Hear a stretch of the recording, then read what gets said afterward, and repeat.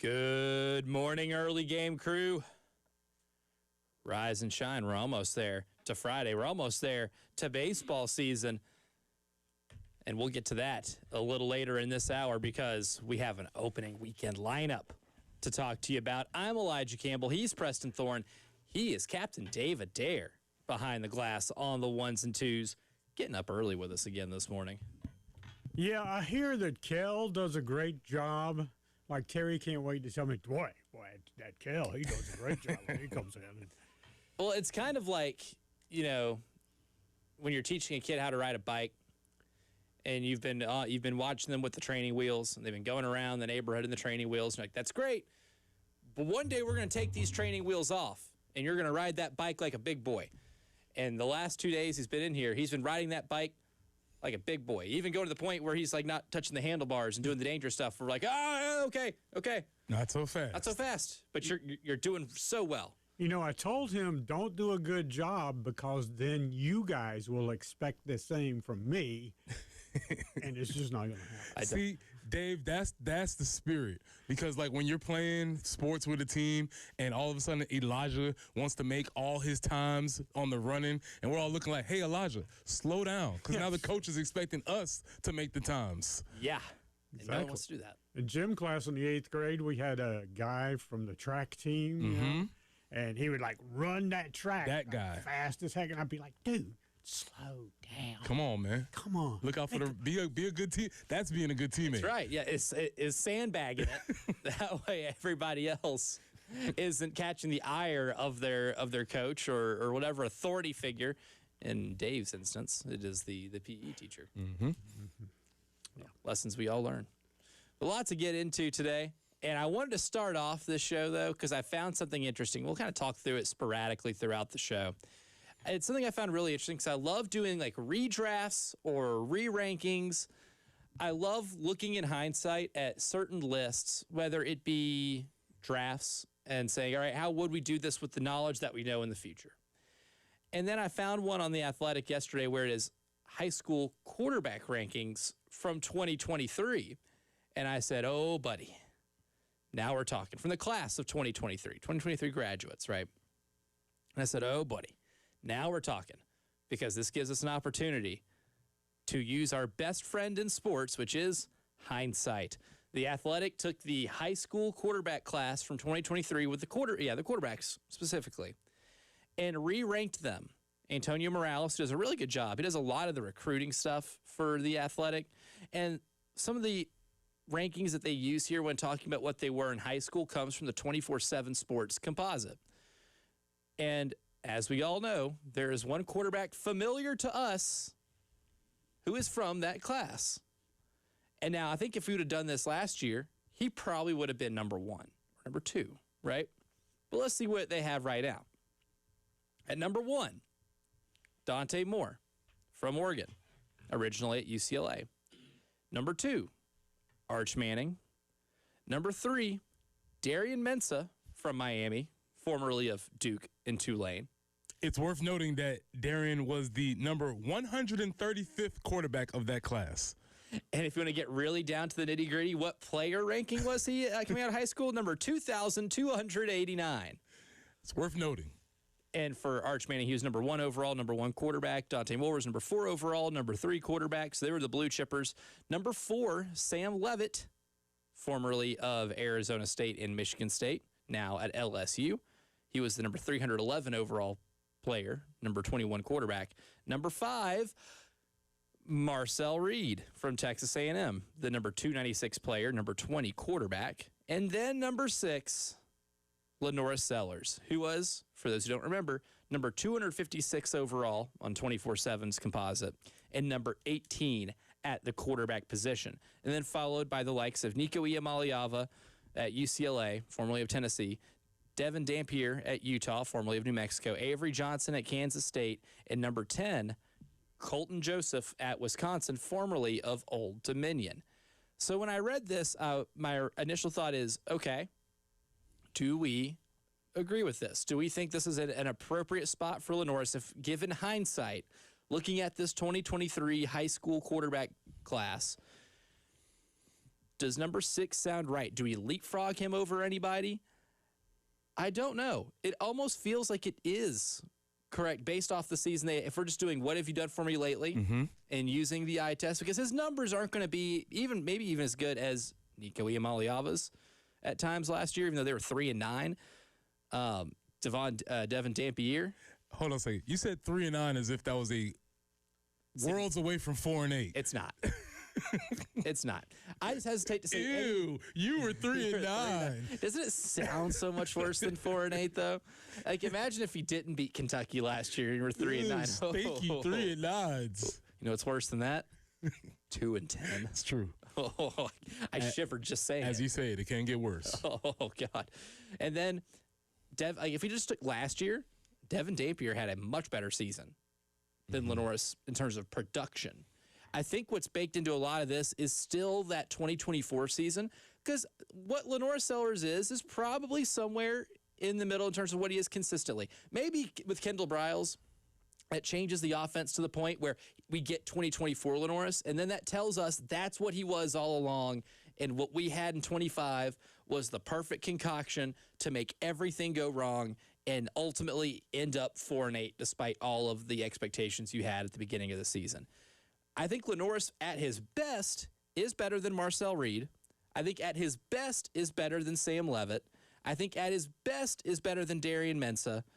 And if we're just taking all these guys at their best, he may be better than Arch Manning. Arch, at the end of the year, got really good. I think a lot of people got so soured on how bad he was the first 3 or 4 weeks of the year, which he was. He got a lot better towards the end of the year to where I can buy any type of Arch Manning stock because I think he did prove it to me towards the end of the season. Yeah, but you know what also is baked into these numbers that I think you have to take it for what it is competence. And when I say competence, I'm saying competence of your coaching. Yes. As this states here, Lenoris is going to be on his 3rd offensive coordinator in 3 years. And I would argue, without seeing one snap, he's going to be on his best offensive coordinator. Yes. But it's the last one that he's had. He had a decent one in Dow, a terrible one in Shula, and now he's going to have a competent one. This is best upgrade. And so you have to bake that into when you're talking about his failures from last year, which everything went down. Completion percentage, passing yard to touch, everything went down last year. Interceptions went up. That's not what you want. There's one thing that went up. It's not what you want.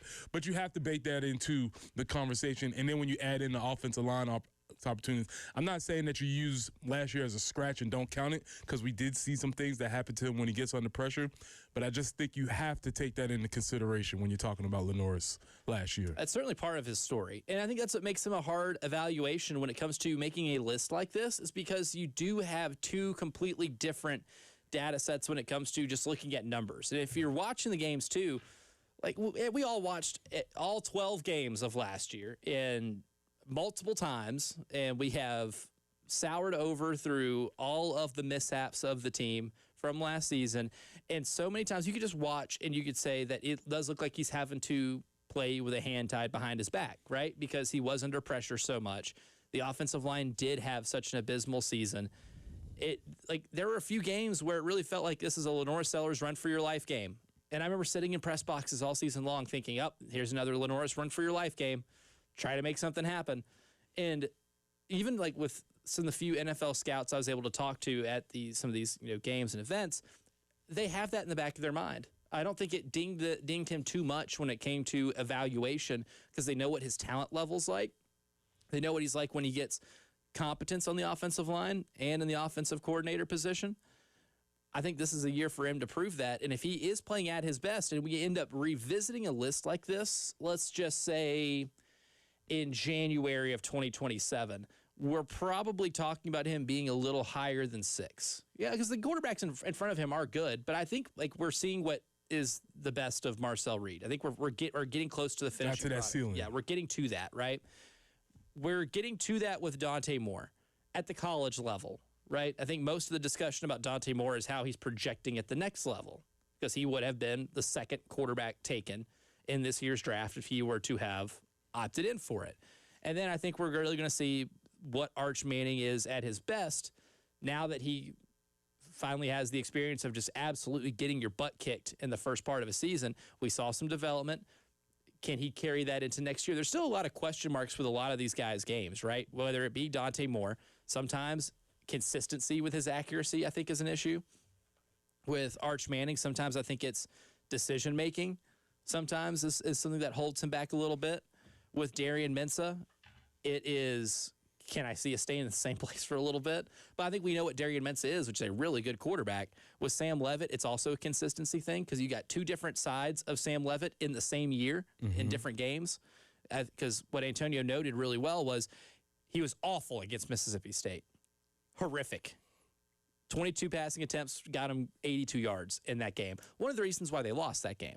But also, against an elite Texas Tech defense, he did throw for 319. And we saw what he did against Texas in the college football playoff the year prior.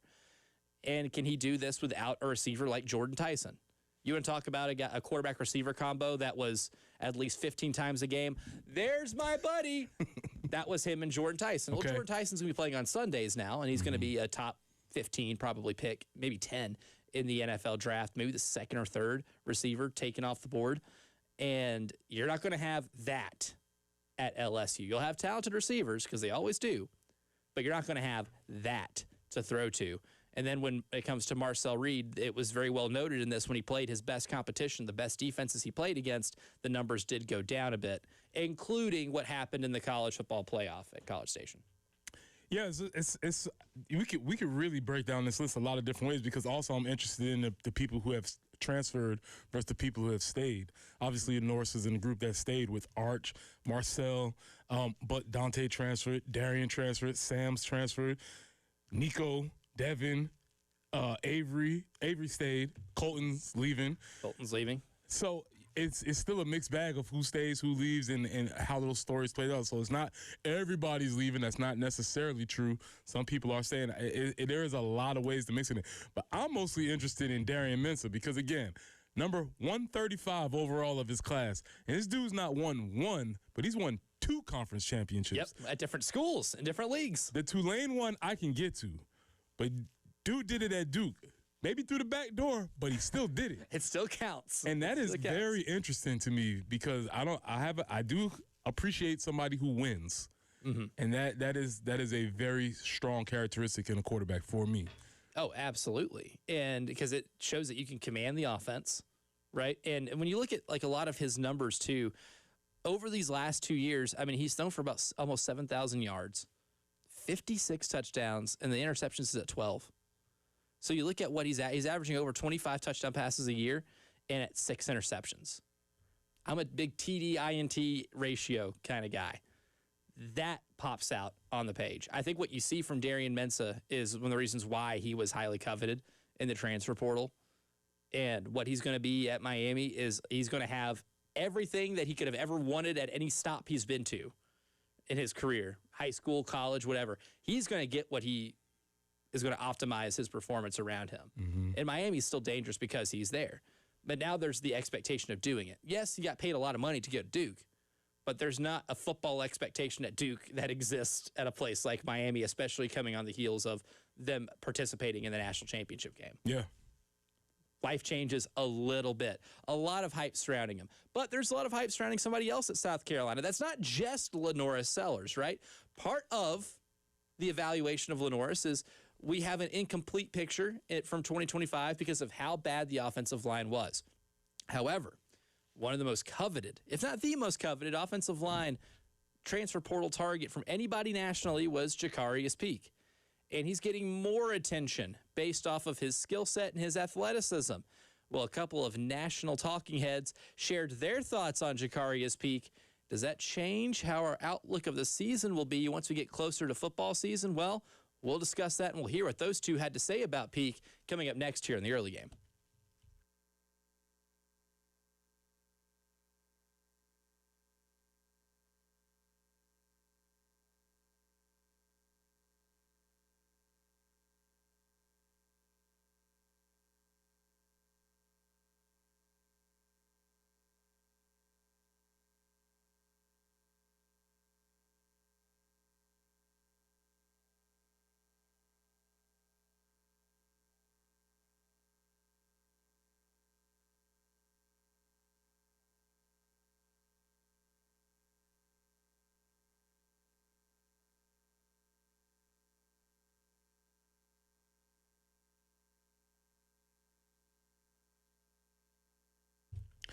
Pressing in for our friends at Integrated Media. Listen, we've been trying to tell you that you need to get yourself set up for all of the big sporting events that are coming. Well, guess what? It's not too late because the spring is on the way. And the folks from Integrated Media can get your outdoor setup ready.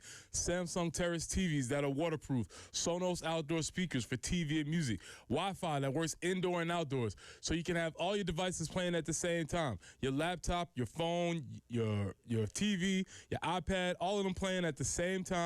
Quad boxing, looking at everything, and there will not be an experience in lag time because the folks from Integrated Media can get you all set up. From home theater setup to adjusting your thermostat or monitoring your security systems from your cell phone, Integrated Media is who you need to call. So call Nathan and Michael at 803-948-8327. That's 803-948-8327. Or reach them online at integratedmediainc.com.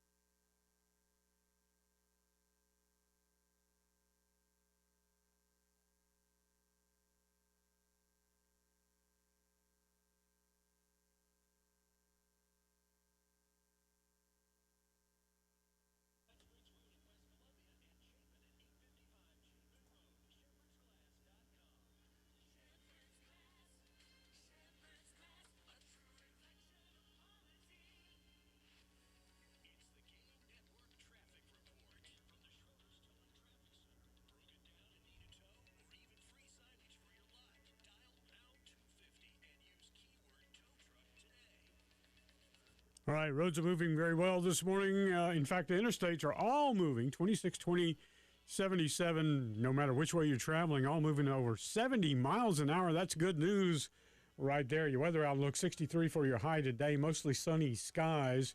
Tomorrow, 59 for a high, a little bit cooler, but sunny. Saturday, increasing cloudiness, 50% chance of those showers, 65 for a high. Sunday, of course, rounds of rain, 80% chance of rain. That's why they moved the game. You know how that is. But right now, we have fair skies, 37 degrees. From the Traffic Center, I'm Captain Dave.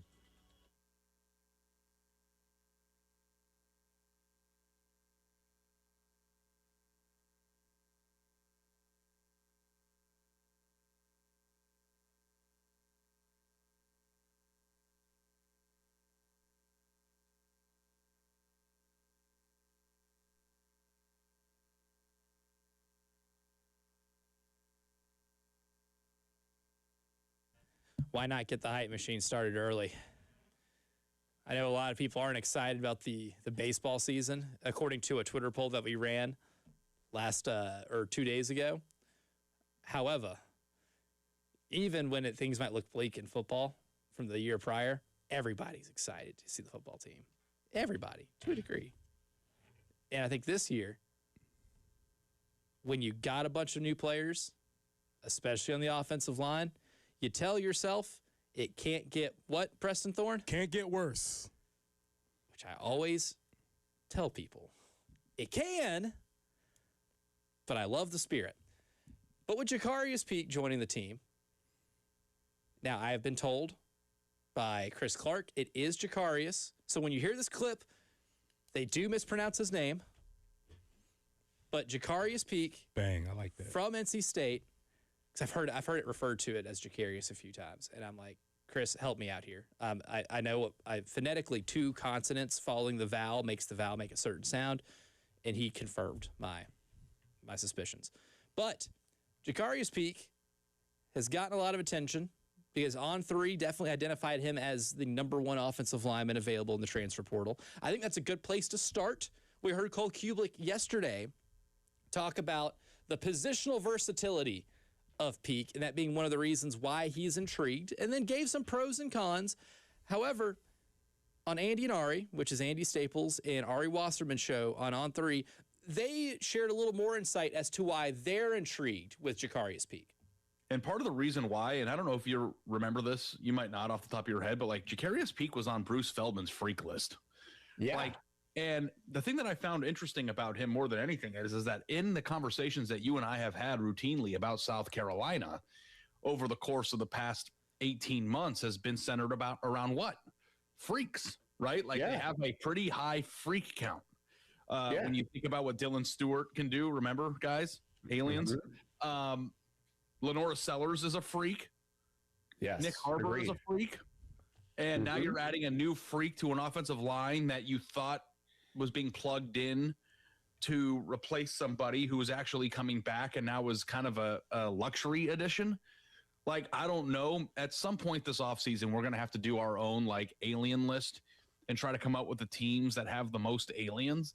But like South Carolina now coming into the following season after a very disappointing 2025 might be one of those teams that has 5 of them, which puts you in a really, really good spot. He was 380 pounds going into his senior year of high school, and like ran like a 4.8640. Like, this is what we're talking about here. Yeah, he's down to 308 now. Yeah. He plays in the low 300s, and according to Bruce Feldman's Freaks List story, the NC State folks told Bruce that Jacarius Peak hit 19.8 miles an hour on the GPS, which is really fast. Great way to dismount on the clip. That is really, really fast. Also, how do you feel when somebody describes the roster of your favorite team as having a high freak count? I like it. Sounds good to me. I mean, any way you want to go with that, I'm cool. I like it. All right, let's do it. Yeah, it gives you some character. Let's roll with it. Here's the thing. This is a Preston Thorne exclusive. It's not exclusive domain, but you need to know this. When you see the number 300, it's very important to understand that either the lineman has come up to 300, he had to eat his way up to 300, or he had to push his way away to get to 300. 300 is not a natural body weight. No. Okay? So either your lineman is 270 and he had to eat his way to get to 300, or he's 380 and he had to figure out a way to push his self away from the table to get down to 300. It's like 6 feet. Nobody's just 6 feet. Yeah. It's like nobody's just 300. So just take that in mind when we're looking at Jacarius, which is a very interesting idea. And the fact that even at 380, his high school coaches say he ran a sub 540. How? People that big should move that fast. And then at 308, or at his playing weight, that he's on the GPS going 19 miles per hour? Like, if you're anytime you get in the 20s as a ball carrier, that's really fast, right? Like, that's the number they look at, like, oh, so-and-so ran at 22 miles per hour on that, go route. That's really fast. So he could move a little bit. Like, that's the thing, is he could really move. Now, if we take both of these clips that we've played in the last 2 days and we combine them to try to find maybe a full, complete picture of Jacarius Peak. Freakishly athletic, moves incredibly well for his size. Getting him out in space and him being productive isn't going to be an issue. But did give up 11 pressures, was penalized 6 times. Those are some of the Cole Kublik concerns that he might have had.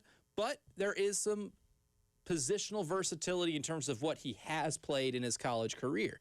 So given all of this, and now that we know that he is this high-level freak athlete, and we take into account the other guys that are going to be on Bruce's freak list. I think Dylan Stewart's going to be on there again. Lenoris is going to be on there again. Oh, Nick Harbor, who's been number 1 on that list twice in his career. Yeah, he's going to be on that list again.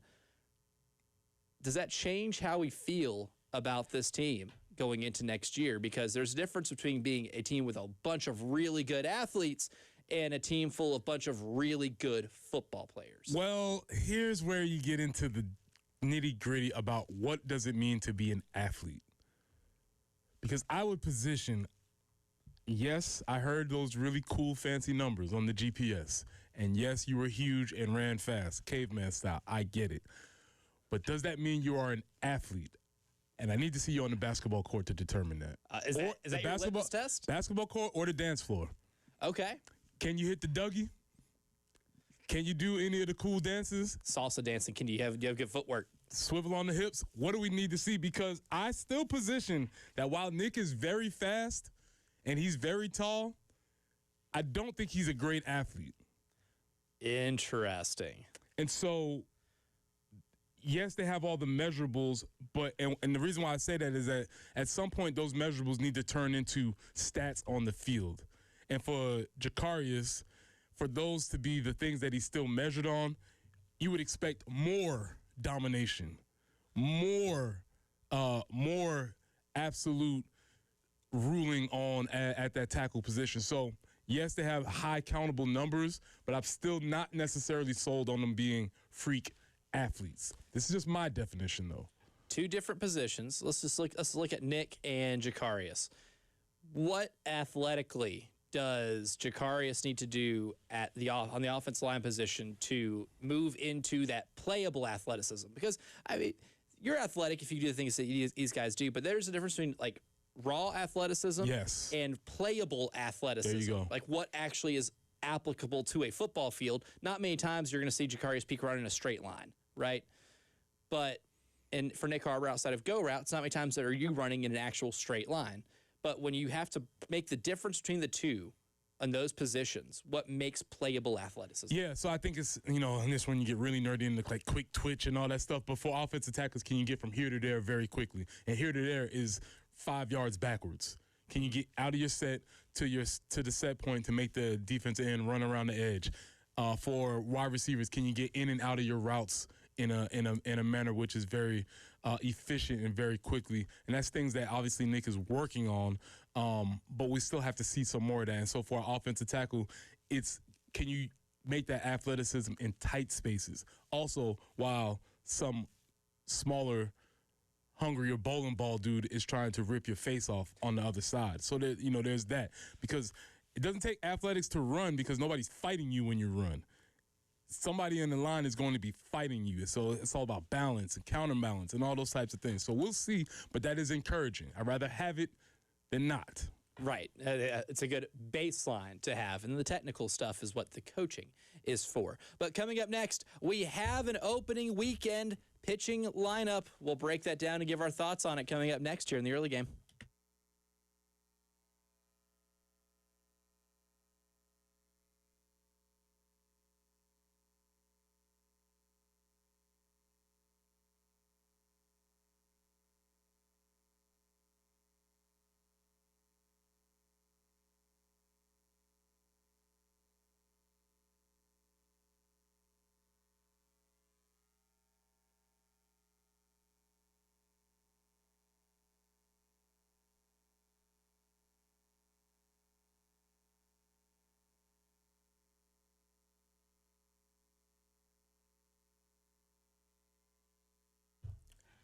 pressing here for our friends at Absolute Glass, the premier glass company of the Midlands, offering auto, home, and business glass repair. If your glass is damaged, shattered, cracked, or broken, they can handle the job. Cracked windshield, no problem. They'll come out to your location and they'll replace it for you, usually for free, and they'll work directly with your insurance to take away the headaches. That's right. They'll come out to wherever you are. School, home, work, it doesn't matter. Absolute Glass will come out to you and take care of the job for you. Now, if you're at home, if you're looking to increase the value of your home, you can do that with new windows or mirrors, and Absolute Glass will come out and take care of that for you too. Windows, mirrors, shower enclosures. Say it all the time. If you can see through it, Ray and Marianne at Absolute Glass can do it. So check them out online at AbsoluteGlassInc.com. That's online at AbsoluteGlassInc.com.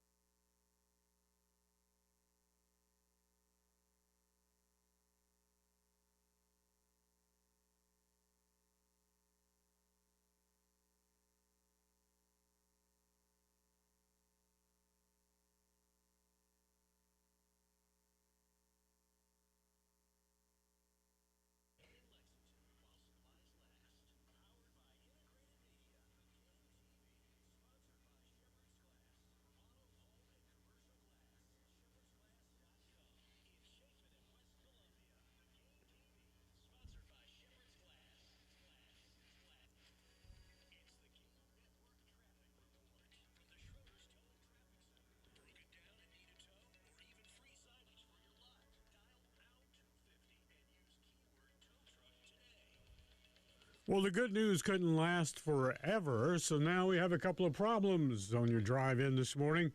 But both of them are broken down cars. One on 126 inbound just after Greystone Boulevard. The other one on I-20 eastbound Fairfield Road, exit number 70. Your weather outlook for today, well, it's going to be pretty good. 63 for your high, mostly sunny skies. 0 chance of rain, they say. Tomorrow, though, sunny, 59, cooler. But again, zero chance of rain. We'll see the increasing clouds coming in on Saturday, 65 for your high.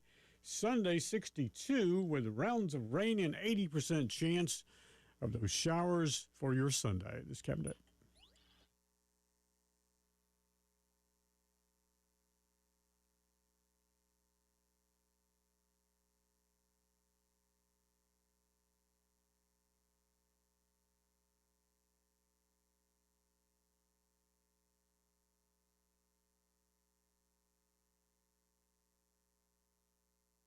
Preston Thorne, I'm scared. Because I think dreamy Josh Yellman, who is the master of the ticket giveaways, might have just sent me a picture of my house. Because I didn't give away these tickets yesterday. And you don't want to make Josh Yellman angry. Is that a good thing when somebody that you owe a debt to sends you a picture of your house? Typically not. You don't think he's interested in buying it? Or anything? No, they might send you a picture of a house or like some random place that you frequent often. Like, I know you come here at 12:30. Yeah, I might be in trouble. So let's save my life here. And we are going to give away 2 family 4-packs to the first game on Friday. The season opener, South Carolina and Northern Kentucky, 803-404-6100. First 2 callers, just make it a race. First 2 to get there will be our winners. So good luck, and please take those tickets. That way, Josh Yellman doesn't have me looking a little different when I walk in here, right? Might have all my hair gone. They don't call him Yellman for nothing. No, they don't. They don't call him soft-spoken man. It's a yell. It's not a whisper. But for that baseball game, if you are one of the lucky callers that's able to get in and get those tickets and able to earn your way into Founders Park on Friday, you'll get to watch Riley Goodman take the mound for South Carolina. He is the opening day starter. Technically, we're going to have 2 opening day starters because we have a doubleheader, but Riley Goodman going to be starting the first game. Amp Phillips, the transfer from USC Upstate, is going to be starting the second game. And then on Saturday for the series finale, Brandon Stone is getting the start. That is our first opening weekend starting pitching lineup. And, of course, no Jake McCoy. He will not be available this year because of Tommy John surgery. So this is what they're going to roll out to start the season. I think this is very subject to change throughout all of non-conference play to figure out what the best combination and the best roles for these guys are. Riley Goodman's interesting because he was a star at Christian Brothers High School in Memphis. Okay. And I will say that is a place that takes sports very seriously. Christian Brothers High School. Christian Brothers High School. Yep, in Memphis. I have played them in basketball before. Well, it was a summer, one of those summer scrimmages they play, and yeah, they can ball. Early winner for the program. Christian Brothers. We'll come back to that. Do they have a Christian Sisters? I don't know. I need to ask. But he redshirted last year, so this is going to be our first real look at him. Don't know anything other than how successful he was in high school. He was the number 15 overall player in the state of Tennessee, produces some pretty good baseball talent, number 5 pitcher in the state, according to Perfect Game. The pitcher who's pitching in the second part of the doubleheader is the one I'm the most excited about. Because Brandon Stone on Saturday, we've seen him pitch before. We kind of know what he's got. I'm interested to see what he does when it comes to maybe being a full-time starter, right? We've seen him in a lot of relief work last year. I'm curious to see what full-time starter for a full season Brandon Stone can look like. Amp Phillips is a guy, though, with some of the numbers that he put. Last year he was the Big South Newcomer of the Year. He pitched really well in big games. They played in the regional, in the Clemson regional. And against Clemson, he struck out 9 batters in 6 innings. You get the over 1 strikeout per inning nod in that level of competition, I'm in. And he's seasoned. That wasn't his freshman year, right? I mean, I think he played at Spartanburg Methodist before that. So he's worked his way up to this point. High strikeout guy, high velocity guy. Even had an 11 strikeout game in 7 innings against High Point during the regular season last year. The stuff is there, and that was one of the guys I've seen the highlights of and some of his best pitches. The stuff is there. The production at USC Upstate was there. Highly coveted when he put his name into the transfer portal. He's starting the second game. That's the one that I'm the most excited to see. Here's the quandary, though. Oh, I love a good quandary. They don't have time. The same time that, and this is, again, I'm only speaking for myself. They don't have time, the same time that I afforded Dawn and her team to mix and match teams and find different lineups and experiment with different offenses. And, hey, if we have to maybe, take a L here just for the greater good of the championship later, I'm totally cool with that because they've proven that's where they will be. This team has not. This staff has not. And so they're going to have the confidence in themselves to experiment when they know that every single game is a referendum on their season. Which in a sport like baseball is a really tough proposition because of the volume of games. It's supposed to be a long season. Things are supposed to happen, but that's not. They don't have that luxury because they did it to themselves last year. Yep. But we're watching every game with an Hawkeye. Me. Let me not say we. I'm watching every game with the Hawkeye, and they're going to have to be winning a couple of games and put some stuff together before I can start even taking the thought out of mind of hot seat, what's next, et cetera, just because that's where they've put themselves after that season that they had last year. Because last season was that. And so it's like, man, are we going to play the hits? Or are we going to, hey, audience, you want to hear something new? No. No. Like going to a Rolling Stones concert and you really want to hear, Beast of Burden. You want to hear, Want to hear something from our newest album? No! You have a new album? That's where they are. It's a very interesting spot for a coaching staff who obviously understands that every game this season is extremely important. Yes, especially vitally important. That's not that's obvious. But I think for this team in this set of circumstances where they're coming off such a terrible year last year, they have to start racking up wins early to get their confidence, but also to get the fan base's confidence. I've broken up the pitchers into 3 different categories, at least the starters, right? Brandon Stone is the known. Okay, I like that. Amp Phillips is the intrigue. Riley Goodman is the mystery. Because they're 3 different careers so far. And again, what the line or what the rotation looks like. Can you say that one more time? So Brandon Stone is the known. I think we've seen Brandon Stone. We know what he's got. And he was one of your better pitchers last year in terms of reliability. Then you have the intrigue, which is Amp Phillips, because incredibly productive. Like, you tell me that this guy went through a season with 12 starts and a 3.64 ERA and struck out 9 Clemson batters in a tournament game. I'm intrigued. He's the intrigue. Riley Goodman's the mystery. Redshirted, obviously a highly coveted player coming out of high school, but what has he got at this level? So that's the 3 different things, at least for this weekend, that I'm looking for, and how I'm kind of tabbing the original starters. Again, very subject to change, but hopefully we're not talking about too many of those changes because it means you have to mix some things around. I would be tickled pink if we were just talking about the same rotation throughout the entire year. But you've followed college baseball enough, sometimes it takes a little bit of trial and error, and hopefully it doesn't come at the behest of wins. Coming up next, we do have somebody on the AAA heating and air phone lines. We'll get to that call, and we'll also get to a ridiculous eligibility case that you have to hear to believe. That's next here in the Early Game.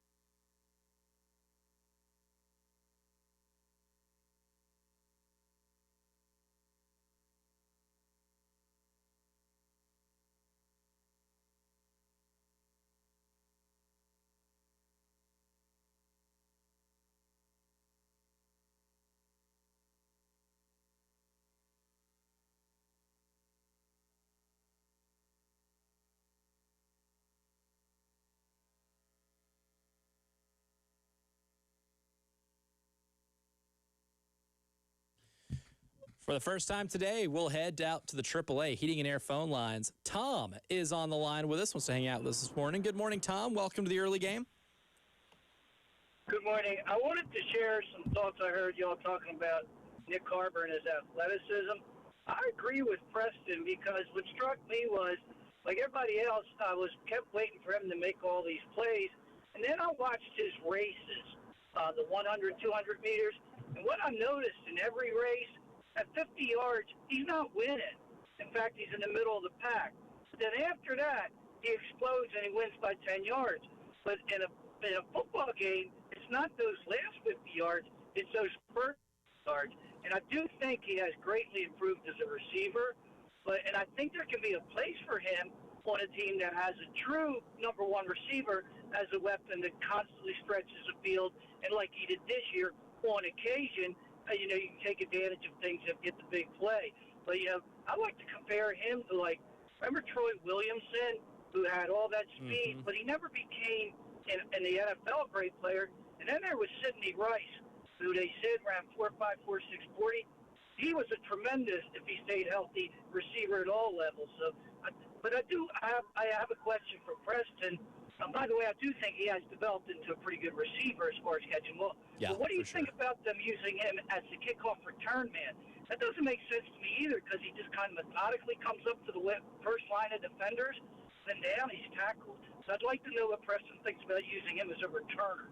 Thank you. Yeah, thank you for the call, Tom. Yeah, those are some really intriguing points very, there. very salient points. Thank you, Tom. Appreciate you. I, too, do have some questions, and it seems to me their theory is that he catches the ball and runs very fast straight and tries to get as many yards right now as possible. I would like to have somebody back there with a little bit of shake to him, though, because being able to make maybe one or two people miss and then accelerate out of there. I think what they are thinking for Nick is he catches the ball, we have the path set, and if he does get that head of steam going, maybe nobody will catch him.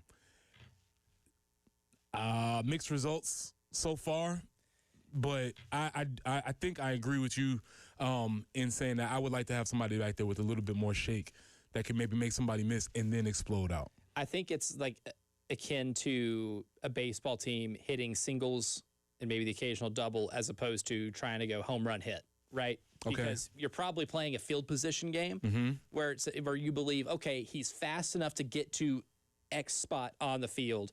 What happens after that, we will take as gravy, but we want to get to this spot every time if we are returning the kick. That's a fair thought. That would be my assumption, because like Vicari Swain's clearly the home run hitter, right? That's the guy that we've seen take stuff to the house when it comes to punts, and when it comes to like receivers doing the kickoff and punt returning, like your best ones in NFL history weren't even great receivers. Devin Hester didn't go into the Hall of Fame because he was a great receiver.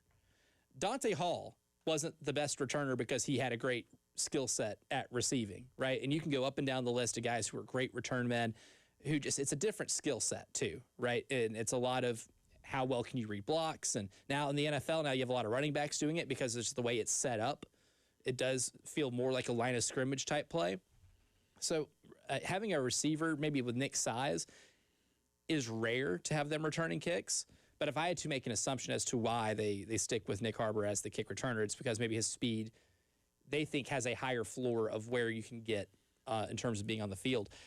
One thing Tom brought up, too, when giving examples of functional athleticism on a football field, you gave your test of, I want to see how you are on the basketball court or the dance floor. He brought up, too, the example of Sidney Rice. And by all accounts, from what I've been told, I've never watched him play the sport, but I've been told that Sidney Rice could hoop, that he was a basketball dude. Absolutely. Hooper, state champions up in Gaffney. I know at least once. But yeah, absolute Hooper. And I think that's something, that's all like recruiting tales. That's why those coaches always go watch the basketball games.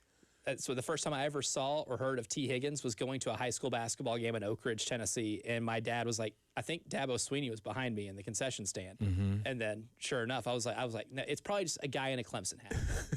And then sure enough, I see him walk on the floor and I was like, oh no, that's definitely Dabo Sweeney. And then I found out, oh yeah, the guy that's been dunking in warm-ups all, for the last 15 minutes is the guy he wants to play receiver. We had another text to bring up another sport, which I think is a very good example of athleticism also. Yes, Chad texted into the Firehouse Subs text line. He goes, great points on being athletic. I'd add wrestling to that list too. He's coached it for 10 years, had many football players that wrestled, some good, some average, but the most athletic ones always did better. Balance, agility, conditioning, reaction time, hand-feet coordination, etc. And then you wanted to bring in an element of toughness. Yeah, too, not to mention toughness. which is, to wrestle, you can't be soft. Yeah, and the first person I think of is obviously Aaron Donald. Just like that little bowling ball body, always wanting to wrestle people and doing things like that. But those are things that are reactionary. And again, to Tom's point, I think Nick has improved greatly as a wide receiver. So that's not a commentary on that. But I do, and you also hit this idea. There's a difference between raw athleticism, which could be measured by your GPS numbers, and functional athleticism that we see in different sporting events. Yeah, stuff that takes maybe a little more learned technical skill involved with it, especially for someone like Nick. He had to learn that from ground zero, right? Like he had to learn that at the very base, because when he got to South Carolina, he never actually played that outside wide receiver position. A lot of that he's had to learn over the course of 3 years, and he's gotten a little bit better each year, which I think is at least very promising. Coming up next, kickoff hour number 2. Selection Sunday is a little over a month away, and we're going to get you primed for it coming up next.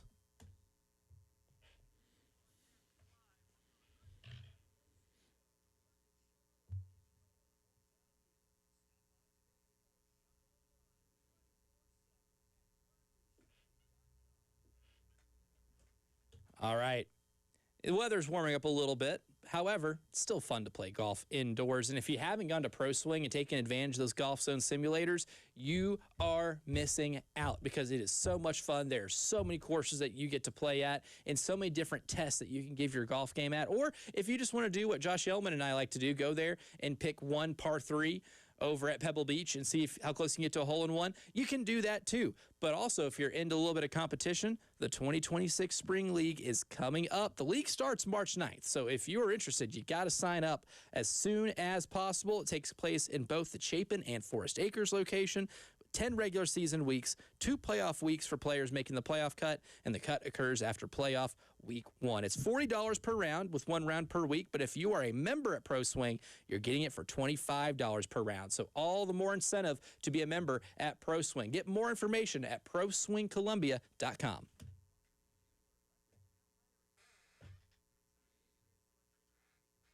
Who was the dude?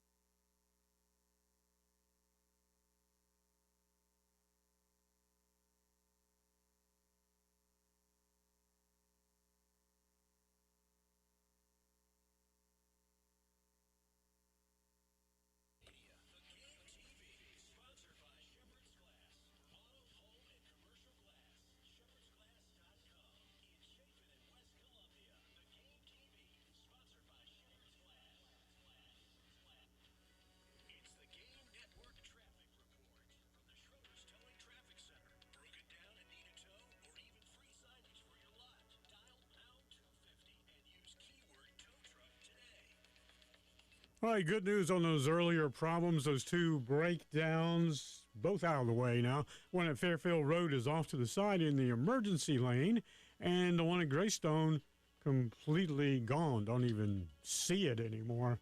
So they got those two problems cleared up for you. Your weather outlook for today, it's going to be a pretty good day, 63 for a high, mostly sunny skies. Tomorrow, though, a little bit cooler, 59 for a high under sunny skies.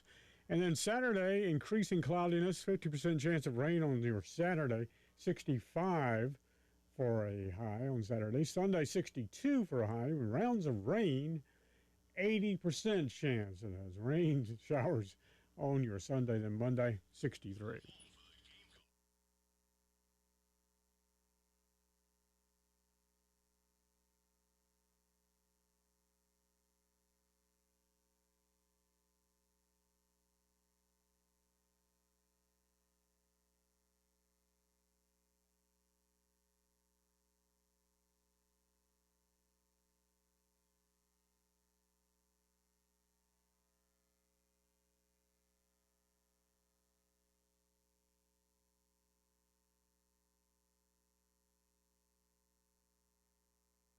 Hour number 2 of the early game starts right now. I'm Elijah Campbell. He's Preston Thorne. He's Captain Dave Adair.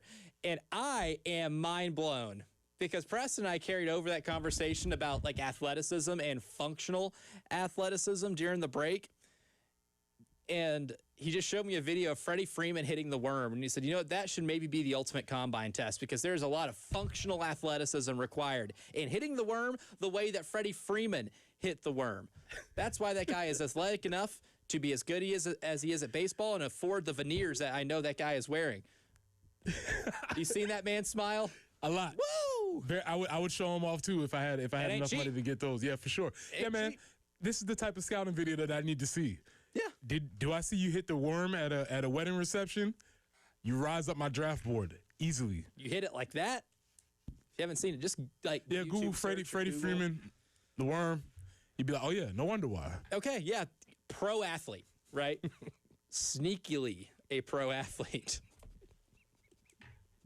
There's athleticism, there's functional athleticism, there's sneaky athleticism. He got the Venn diagram of all of them. You get a three circle Venn diagram, and in the middle you just have Freddie Freeman. Oh, that kills me. Oh, it kills me. But what kills me in a good way, in terms of excitement, more so than humor, is that we're maybe a little under a month away from Selection Sunday in college basketball. And if you haven't been watching as much outside of Gamecock basketball, I don't blame you. You know, the football season was exciting. It was a great NFL playoff run. If you don't want to spend like your weeknights watching certain games, that's fine. I am a sicko and I do this every night, right? It's my thing. It's my shtick. So, and everybody fills out a bracket. And that's one of my favorite things to do. And usually, sometimes with the less information you have going into it, the better you do. That's why I've had a younger sister who's won our family pool like 4 times in her life, dating back to when she was like, I don't know, aged 11. But there are some things that if you just haven't been keeping up as much, that I feel like you need to know. Like who the contenders are, who can win, who can spoil, who can be your Cinderella. There's a lot of things that if you're just now kind of tuning into the national scene, that I think you have to be able to watch for and to be able to find the wagon you're going to hitch yourself to whenever we do get to bracket filling season. Yeah, because you just laid out the lifespan of a casual basketball fan, which I would consider myself. I'm a fan, obviously, but I'm more casual. And I'm here at the beginning of the season, obviously, cheering for my Gamecocks, waiting to see what's happening. When that train starts rolling off the tracks, I lose a little bit of interest during the middle of the season. You know, late January, February, it's like, it's not going to happen for us, so I don't really care what's going on. But now we're getting towards March. So now I'm back. You're back. Now I need to know what's going on. So I am looking forward to this briefing of seeing what's happening. My first question is Blue Bloods. Who is truly living up to the Blue Blood name right now? So in terms of Blue Bloods, I don't know if you would consider Arizona I do. a Blue Blood. Okay. I do. Arizona's definitely for real. I mean, they didn't get a loss until Monday night when they went to Kansas. Arizona's a fun team if you are a basketball traditionalist. Because let me run through some things. They are elite offensively. They are elite when it comes to rebounding. Top 15 in both offensive and defensive rebounding. They are tough. but they play really fast. Like they get out in transition and they want to run. They can shoot the 3 ball really well. However, 3-point rate, only 26.5% of their shots are from 3. Okay. They shoot it and make it when they have to. All right. But they're not out there just chucking it. That 26.5% number is good for 363rd in the country. So Preston Thorne, that means there's only like 2 teams in the country that shoot a fewer volume of threes than Arizona does. And you mean you can still win basketball games without chucking threes all over the place? Like winning 23 of your 24. Wow, that's amazing. Against some really good teams. Oh, and they're number 8 in the country in offensive efficiency. Interesting.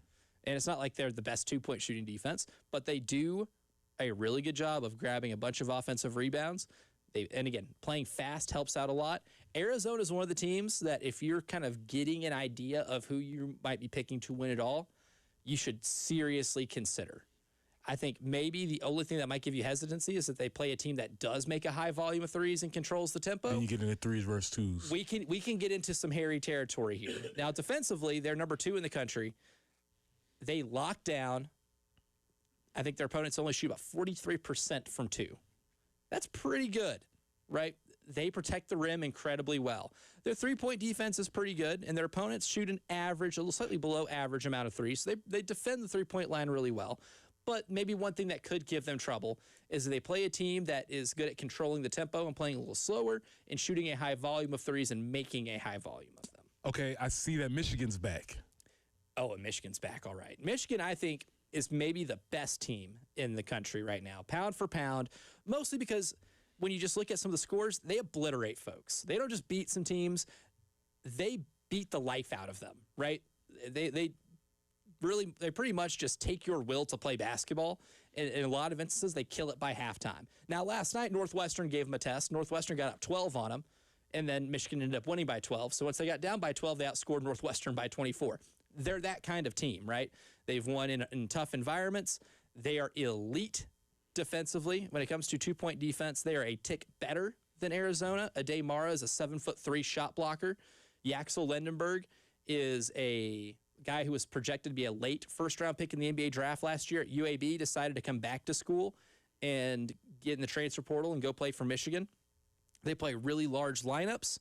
Again, I brought them up when it came to positionless basketball the other day. Like their normal starting lineup is 6'1" Elliot Cadeau, but then 6'5" Namari Burnett, 6'5" Roddy Gale, 6'9" Yaxel Lendenberg, 7'3" Ade Mara. They have elite positional versatility on the defensive side of the ball, and they can suffocate you. They'll just switch everything, and if they lose off of the dribble, they will funnel you into that 7'3" behemoth who will shot block with the best of them. They've got really good role players like Trey McKinney and Will Shetter off the bench. Great 3-point shooters, really good high-volume scorers when they need to be. Like in that Michigan State game, Trey McKinney came off the bench in the first half and hit a couple of threes that built a really big first-half lead that they were able to hold on to in the second half. Michigan is elite. I think the 2 best teams, if you want to just play the odds and you want to just pick the best team in your bracket to win the national title, always a good option. I think it should begin and end with Michigan and Arizona. Okay, all right. So here's where I'm a little bit of a hypocrite because yesterday I preached about how much I love coaches and big personalities and all of those things, and now I'm going to also say that Dan Hurley is absolutely annoying in my mind, but his teams are good. Yes. And so where is UConn right now? So UConn is sitting at 23-2. Defensively, this is maybe Dan Hurley's best defensive team that didn't have Donovan Clingan. Then to give you an idea of how good Donovan Clingan is, in the NBA, I did like some advanced research or like numbers just to look at a few things that I really value. He leads the league in shots contested by like a wide margin. He only plays like 24 minutes a game with the Portland Trail Blazers. That's how good that guy was. And if you remember the national championship game a couple of years ago, Zach Edey scored on him a couple times, but then they just did one-on-one and they didn't help. And Zach Edey ended up missing a lot of shots because he had to shoot it over Donovan Clingan. So when you lose Clingan, you're going to drop off defensively a little bit. But this team's still top 10 defensively.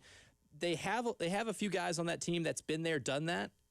They also have some new players like Silas Demery has been really good for them. If that name sounds familiar, he played at Georgia the last couple of years and has been a Carolina killer when he was at Georgia. Yes, when he was a freshman. Mm-hmm. Yes. Especially when that year that South Carolina made the NCAA tournament, they lost that game at Georgia at home. That was, to me, the Silas Demery game. Yes. So he's in that starting backcourt with Solomon Ball and Alex Caravan, who has won 2 national titles as a player so far. He's gunning for title number 3. I think offensively, there's maybe a little bit of a ceiling. They shoot the 3 ball really well. They're still a really good passing team. They do a lot of the stuff that, UConn basketball teams do really well. I think they do have an element of playing down to some competition, though. Now, they are coming off the heels of their second loss against St. John's. They beat Butler by 10 last night, and they eviscerated Creighton and Xavier, but Providence ended up giving them a game. Probably shouldn't have been a game. Villanova gave them a game. That shouldn't have really been a game. Providence took them to overtime back in January, too.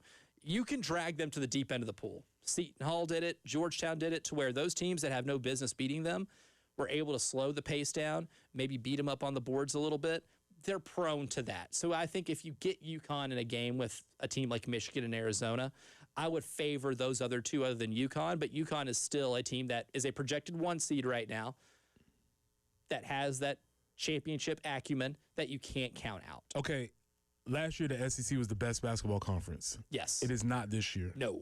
Who is? Now, Ken Pom does say the SEC is the most efficient, but for my eyes, and watching as much college basketball as I have this year, it's the Big Ten. I think the Big Ten has more teams that can win the national title this year. Because I go up and down the Big Ten, I look at a team like Illinois. That's the number 1 offense in the country right now. And they can score on just about anybody in a variety of different ways. And they've got a bunch of dudes on the floor that can give them a bucket. And if they need a bucket at the end of the game when they need to rely on one player, Keaton Wagler's that guy. He'll be a top 10 pick in the NBA draft. That's a guy who was like a 3-star coming out of high school, and as a true freshman is seriously contending for Big Ten Player of the Year. I love Illinois. Now, you say the Big Ten, and I stopped paying attention, but Nebraska? Dude, Nebraska's for real. Now, they did lose against Purdue the other night. However, Purdue was up 20-plus points at one point in that game when Nebraska took it to overtime. They've got a lot of, like, the intangibles and non-intangibles, right? Defensively, they are really good. That's really their strength. Now, if you want to get really basketball nerdy, they have basically a variance of a no-middle defense. They don't give up the middle of the floor easily. And anytime that ball goes in the post, they're trapping, and they're doing it in different ways. Most of the time, it comes from the baseline, which for a center sometimes is the hardest place to identify where the double's coming from. So if you have a really good big man that you score through, Nebraska neutralizes that incredibly well. They're a well-oiled machine on defense. They do enough on offense. They got a lot of really good role players. And Rank Mast, who's almost a 7-footer. He is tall man, not big man. Mm-hmm. But he is a really good playmaker on the outside. And they've even won some games without him this year, too. Nebraska can win the Big Ten tournament. I don't think they'll win the regular season, but they could win that Big Ten tournament. And there's a good chance they can end up being a 3 or 4 seed. Or maybe just a 2, I think, is not out of the realm of possibility when you look at what they've done this year. They are 21-3. Yeah, like I said, I stopped paying attention, and then I was like, okay, wait, Nebraska's good? Yeah. So you have like Nebraska, Purdue. I still am not counting out. Still one of the best offenses in college basketball. Braden Smith is the best point guard in the sport. Michigan State and Jeremy Fears Jr., who we're starting to get some Grayson Allen comps in terms of what he is doing to foul certain people that don't look ethical, let's just say. Michigan State is elite. Obviously, I mentioned Michigan earlier and broke them down. There are a lot of teams in that Big Ten that I think at the top make them the best basketball league in the country this year. Any bubble teams that we need to be aware of? But there's one bubble team that I think can actually make a run. That's Miami. That's the U. Jay Lucas has already done an incredible job in year 1 there. They are sitting firmly on the bubble. They might be off the bubble now because they did beat North Carolina on Tuesday night, and they led almost that entire game. But they have a lot of seasoned veteran talent on that team, and I think there was a little bit of an acclimation period they had to have at the beginning of the season. A player like Trey Donaldson, if that name sounds familiar, he played at Auburn, won an SEC title there, and was at Michigan last year. Malik Renew, who was at Indiana to start his career and was Indiana's best player the last couple of years, that Mike Woodson era, has moved into his spot in Miami, and he's become a secondary scorer for them. They look really good. And the resume, I think, will ultimately get to where they're in. But they are a very intriguing team. And then when it comes to the SEC, I think Texas is a team because of their talent. If they learn to quit fouling people and they can quit giving Sean Miller a heart attack because of how many times they foul, could be a team that's one of the last 4 in that can win a few games. And then in terms of Cinderellas, don't look past Belmont from the Missouri Valley Conference. As a team that's one of the best offenses in college basketball. They're probably, I think, well, for what, 3/4 of the year so far, they've been the best shooting team in basketball. And when you have a mid-major in the NCAA tournament that you're playing and they shoot that consistently and shoot that well from 2 and from 3, it could be tough. And that's a program that has developed talent that has gone on to the NBA and has won a national championship. Remember Will Richard last year for Florida, started at Belmont. They develop talent incredibly well. And if I'm a 5 or a 6 seed in the NCAA tournament, I don't want any part of them. So that's one that I'd be looking at so far. But coming up next, it's the early game morning meeting, and we have an all-time hoops draft of players that are from the state of South Carolina. I'm really excited to build mine. That's coming up next here in the early game.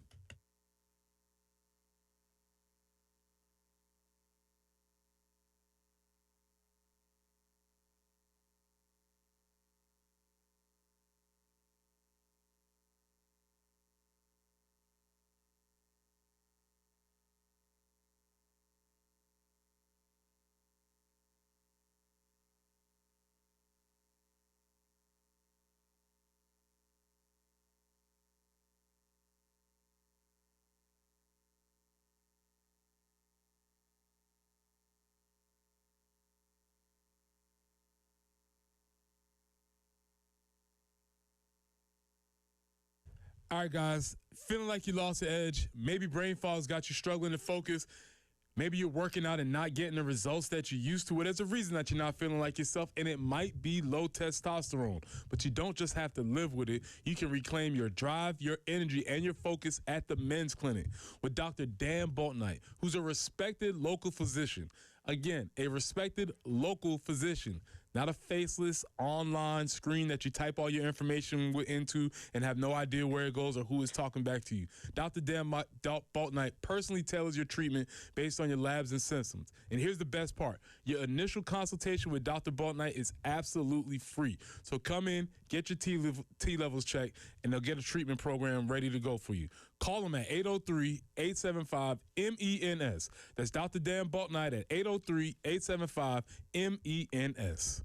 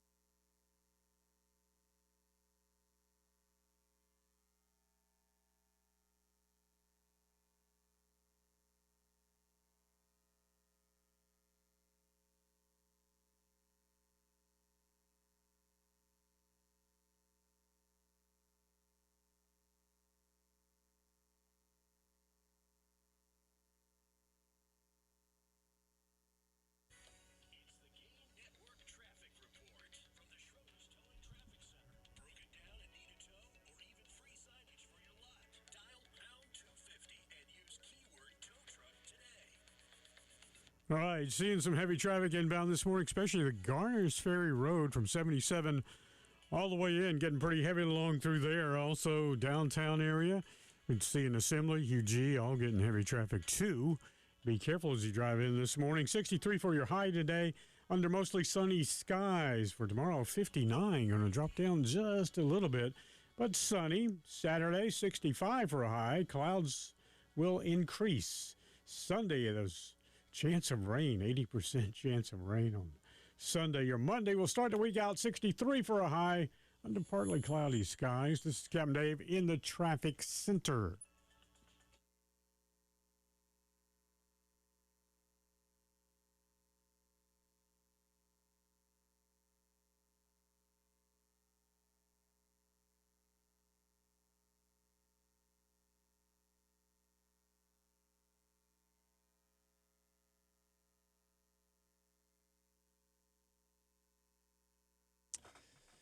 One of my favorite things that I discovered whenever I moved here to South Carolina, and I did a little hoops research on who is from here, the amount of NBA talent this place has produced as a state, given the size of it, I've always found to be really impressive. And we love to do some drafts here for the morning meeting. So today, we're going to draft basketballers from the state of South Carolina, many of whom you've probably watched at the high school level.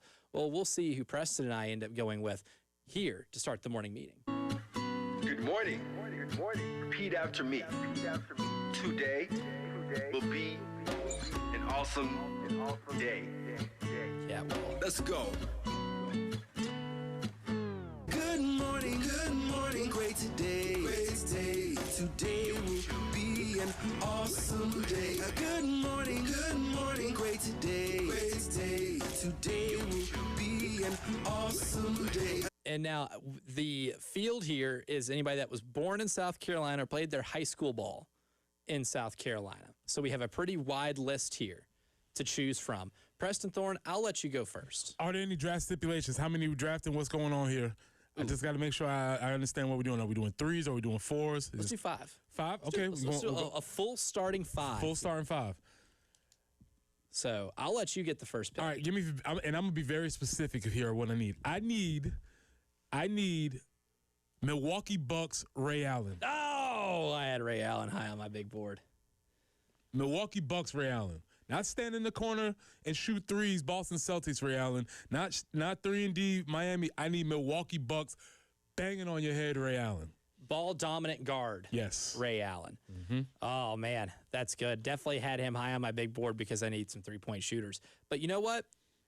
I'm going to go with Malden's best. Someone who taught me that anything is possible. Anything's possible! I'm taking Kevin Garnett. We've already gone with two Celtics greats here to start. What a off. Character. what a character. See, here's the best part: is if I get Minnesota Timberwolves Kevin Garnett, I'm getting a lot of scoring. It's true. I'm getting an MVP. But even if I just get Boston Celtics Kevin Garnett, I'm getting an elite rebounder, an anchor for my defense, which would lead me to pairing him perfectly with one Alex English, the all-time scorer in the NBA in the 80s. I believe Dreher High School legend. Mm-hmm. All right, now back to you for two. Give me the Shamrock's finest. Give me Jermaine O'Neal.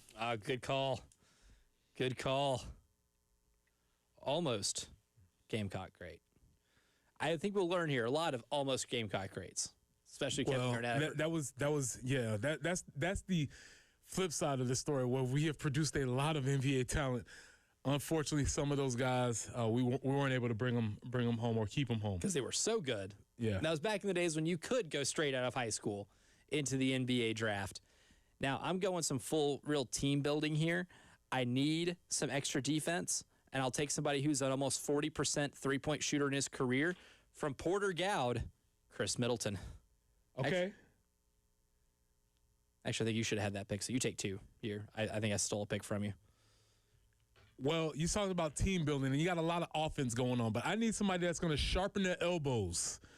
That's why I'm going to take the X-Man, Xavier McDaniel. Yes. Need somebody who is going to sharpen their elbows. And while we're doing that, while we're sharpening our elbows, while we got some tough guys going down, we're going to need somebody to beat you up a little bit. Give me Stanley Roberts. Oh, okay, yeah. You've got a real team identity here. Mm-hmm. You see what's happening. You've got enforcers, and you got your perimeter score, interior score, enforcers. You see what's going on here.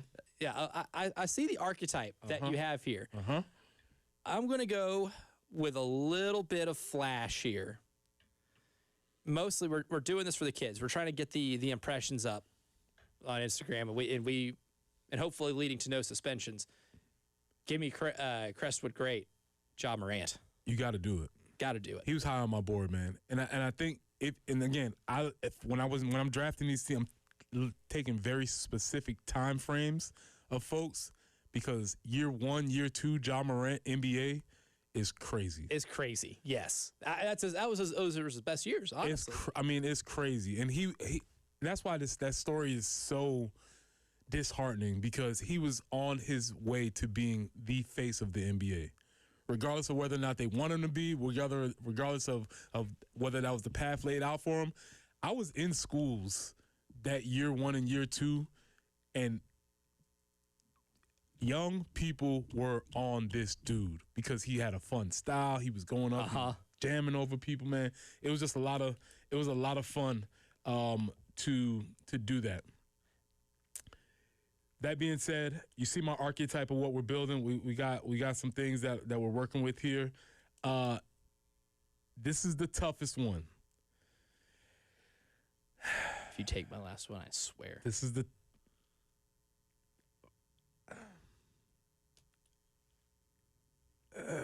I know you're going to do it. I know. I don't think so. I don't think so. You're taking Mikey Moore, right? No. Oh, Kings legend Mikey Moore. Give me Raymond Felton. Raymond Felton. Oh, good call. Now, do you have a specific time frame for Raymond Felton here? This is senior year high school Raymond Felton up at Latta. Yes, this is very specific high school Raymond Felton. He was obviously good in college at UNC. Obviously had a long NBA career, but there was something really special about when Raymond was playing, where it was like kind of pre-real digital stuff. So he was just legend. Yes, you hear about what Raymond Felton is doing. You could hear about those things, and it was really cool. And he wasn't the only one going on because though this is not a co-ed draft, Ivory Latta was getting busy at the time in that era. So she was pretty good in her college career too. Yeah, Goodness. so those were two eras up there. But yeah, give me Raymond Felton. What's really funny too is like with all the players on this list are all what I like to call fire marshal players. To win, if they're playing in the game, the fire marshal's going to be on hand to make sure we're not over capacity. I love it. We have a lot of fire marshal players on this list. And the one that I'm about to bring up here to end this thing is maybe the most fire marshal-y player we have on this list. That's Zion Williamson. Yeah, can't not pick him. He's on my big board, obviously. You can't not pick him. Now, you're going to go for a specific time period? I'm going... Because I think there's two different ones that you could draft. Honestly, can I just take all of the times he actually plays? And because here's the thing about Zion Williamson that is so wild. Like a lot of people are maybe throwing around like the bust term, which some of his unavailability is on him, right? Yeah, self-inflicted. Get in shape. But at the same time, when he plays, he's a career almost 25 point per game guy for his career. How many busts in their career are scoring 25 points a game and doing it that efficiently? When he plays, he's fantastic. Mm-hmm. He is so good. And I think his lack of playing and his lack of availability and maybe some other off-the-court stuff in terms of rumors, drama, things of that nature have probably muddied the waters on how you view his NBA career.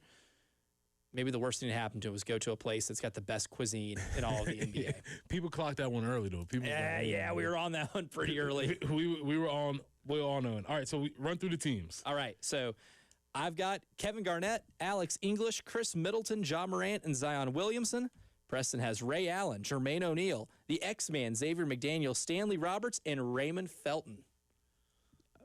I think we can give you a go. We're definitely going to – I'm going to have to – before the game, in the pregame speech, I'm going to say they're going to throw elbows. They're going to try to get you off your game. We got to match their physicality. And Zion, catch lobs. Catch lobs. Chris, shoot threes. Kevin Garnett, throw elbows back. You gonna have to. Well, and that's the biggest. That's my favorite thing about NBA players in general is because the guy that becomes the enforcer in the NBA. Oh no, he averaged 30 in high school. You know what I'm saying? Yeah, Like, you think of him as, I think of the X-Men as being an enforcer, tough guy, NBA kind of dude. But then in high school he's averaging 30. Right. He's super elite. skilled. Yeah. You know what I'm saying? It's just crazy how Fire that marshal works. player. Yeah. Exactly. And then the roles change a little bit when they get to the NBA. But coming up next, there is something that's happening in the NBA that I think is bad for all of sports. Someone I was supposed to put on the line yesterday didn't have time to, so we'll do it here in the next segment on the early game.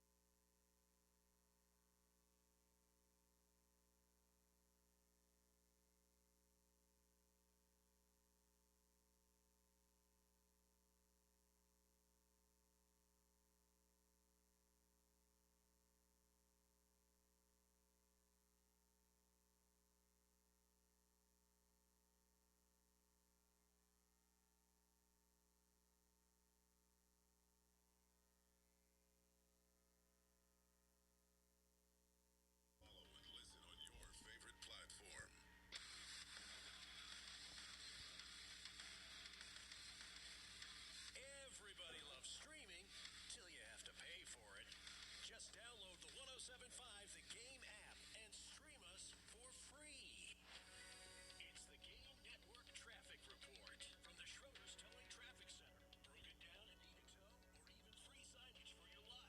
Dial pound 250 and use keyword tow truck today. Couple of accidents may need a tow this morning. Got 302 between Old Dunbar, West Dunbar, and Columbia Airport Expressway with a wreck there. Also, a bang up on 77 southbound Shop Road. That's right around exit number 6. Your weather outlook for today, pretty nice day. 63 for a high, sunny skies.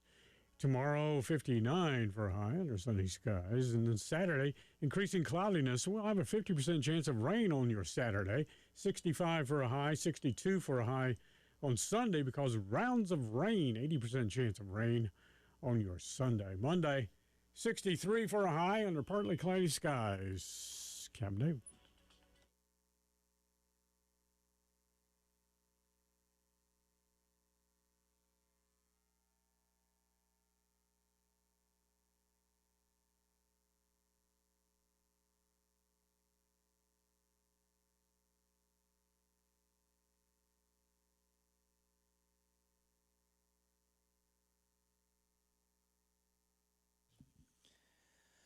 Many years ago, great American philosopher Herm Edwards went in front of a bunch of cameras and microphones and said, "We play to do what, Preston Thorne?" You play to win the game. Now, it became, well, wasn't there a viral clip back then? Because I was like, what, 2002, 2003? I'm trying to pinpoint, I guess, what year that would have been. But it was a popular clip. Herm hasn't won many games since that clip, I don't think. He hasn't. He's played or coached, but he hasn't won them. But he's playing and coaching them to win them, right? Correct. He is not losing because he wants to lose. And that's admirable. And the reason it feels silly saying that sentence or even referring to Herm Edwards' famous clip of they play to win the game is because there's a plague in pro sports right now where teams are not playing to win the game. Tanking's always been a thing, and it's always going to be a thing. As long as we have a draft, teams are going to tank. But we're seeing various levels of it that have gotten insulting. And the example is coming from the Utah Jazz. And I wanted to put him on the line yesterday, just didn't have the time in the segment. So I think, in retrospect, Will Hardy, come here. Yep.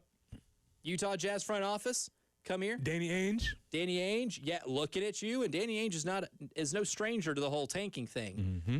But I think there is two forms of tanking in sports. There is ethical tanking Okay. and a downright atrocity. Ethical tanking I can accept is, a player's a little banged up. He probably could play, but this is a game that is an evenly matched game. If he doesn't play, you're probably going to lose. Let's just rest him. You can hide behind that all day, and I can find an acceptance for that, right? I can understand it. Then there's blatantly disrespectful tanking, and that's what the Utah Jazz are doing. Because earlier this week, they played against the Orlando Magic on the road, a good Orlando Magic team that is fighting for a playoff spot and playoff positioning. And the Utah Jazz quit playing their best players after 3 quarters, where they had a double-digit lead. Jaren Jackson Jr., who they just traded for, Lauri Markkanen, who is an NBA All-Star, and helped them get this big lead against Orlando going into the fourth quarter, just didn't play them. It's one thing to not play them because you don't want them hurt because you think you have a big enough lead, but in the NBA, a 15-point lead is not that big. The same way in the NFL. Safe, not even with your starters. Yeah, even like in the NFL, right? I think, a 2-touchdown lead is not insurmountable in the fourth quarter. And that's kind of what we had there. A very similar spot where, yes, you have a lead, not enough to sit guys. The Magic made a run. A normal coach who is playing and coaching to win the game would look over and say, all right, enough of this. Isaiah Collier, Lauri Markkanen, Jaren Jackson Jr., you guys get on the floor. Didn't happen. Left them all on the bench. And that second unit got pummeled in the fourth quarter and the Magic won going away. That was, to me, the most egregious level of tanking that is now disrespectful to people that are paying to watch the games. The Washington Wizards have been doing this thing forever. There are teams in the NFL that, are bad, even though you can tell they're not trying their best to be really good, like the New York Jets.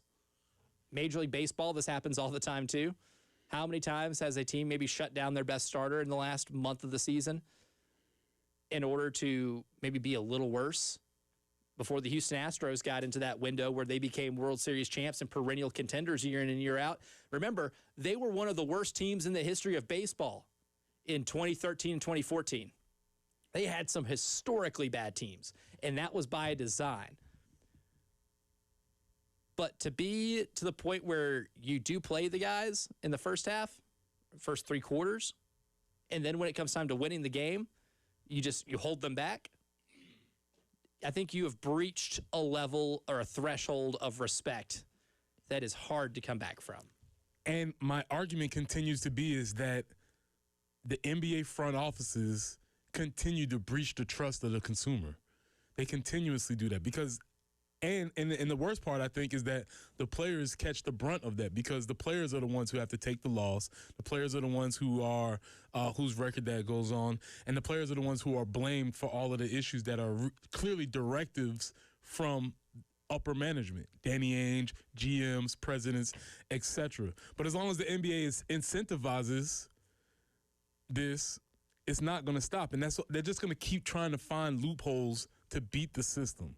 Again, these people that say they want rules, they don't want rules because you give them a rule and they'll try. There's no honor in what they do. They're going to try and find a way to wiggle around it. So this is their new way to do it. The NBA has to try and figure out a way to de-incentivize this. Mm-hmm. That might be, like they've already tried, man. You're not guaranteed. They already have a lottery system. So unlike the other sports, it's not as if you just finished last, you get the first pick. It's not that. They've taken the odds greatly out of the lottery system now. The Mavericks were the number 10 at the 10th highest odds of winning the lottery, which now is a 3% chance. And they won it, which, put on your tinfoil hat. After a certain trade happened, maybe those who are into more conspiratorial looks at the game can look at that and say, okay, buddy, I see what you're doing here. But that also tells me, too, that if you're Utah, what's the point of tanking? A 9% chance, which is what they're sitting at right now. They're still 3 games ahead of Brooklyn, who's got a 10.5% chance. 3 games ahead of Indiana, who's got a 12.5% chance. And then you have the 3 14%ers, which is New Orleans, Washington, and Sacramento. And they are still well behind those. Sacramento's at 12-44. And Utah's got 6 more wins than they do. It would take a lot of tanking to get to that point. Well, and I want to make a little bit of a distinction here because you mentioned the Wizards. The Wizards just stink. Yeah, they're bad. They're just really bad. They have not won 50 games in my lifetime, ever. As long as I've been alive, the Wizards have not won 50 games. They were the Bullets. They didn't even win it. They stink. All right, so they're not necessarily tanking. They just stink. They're just inept. Same way with the Jets. But the Utah Jazz are trying to do something, and Danny Ainge has done this successfully before. And it's a breach of trust for the consumer because you assume that a team is going to play to win the game, and when they're not, that's a bad look for the product. It certainly is. But one sporting event that has a really good look for the product is when things look really fun. And the thing with the Winter Olympics is that I don't know anyone who's participating in anything. The stars aren't as big as they are in the summer, but the sporting events where I'm like, I want to try that is abundant. So coming up next, Preston Thorne and I will tell you the sports that we want to try in the Winter Olympics and which ones just look the most fun. We'll give you our nominees for that coming up next to round out number 2 of the early game.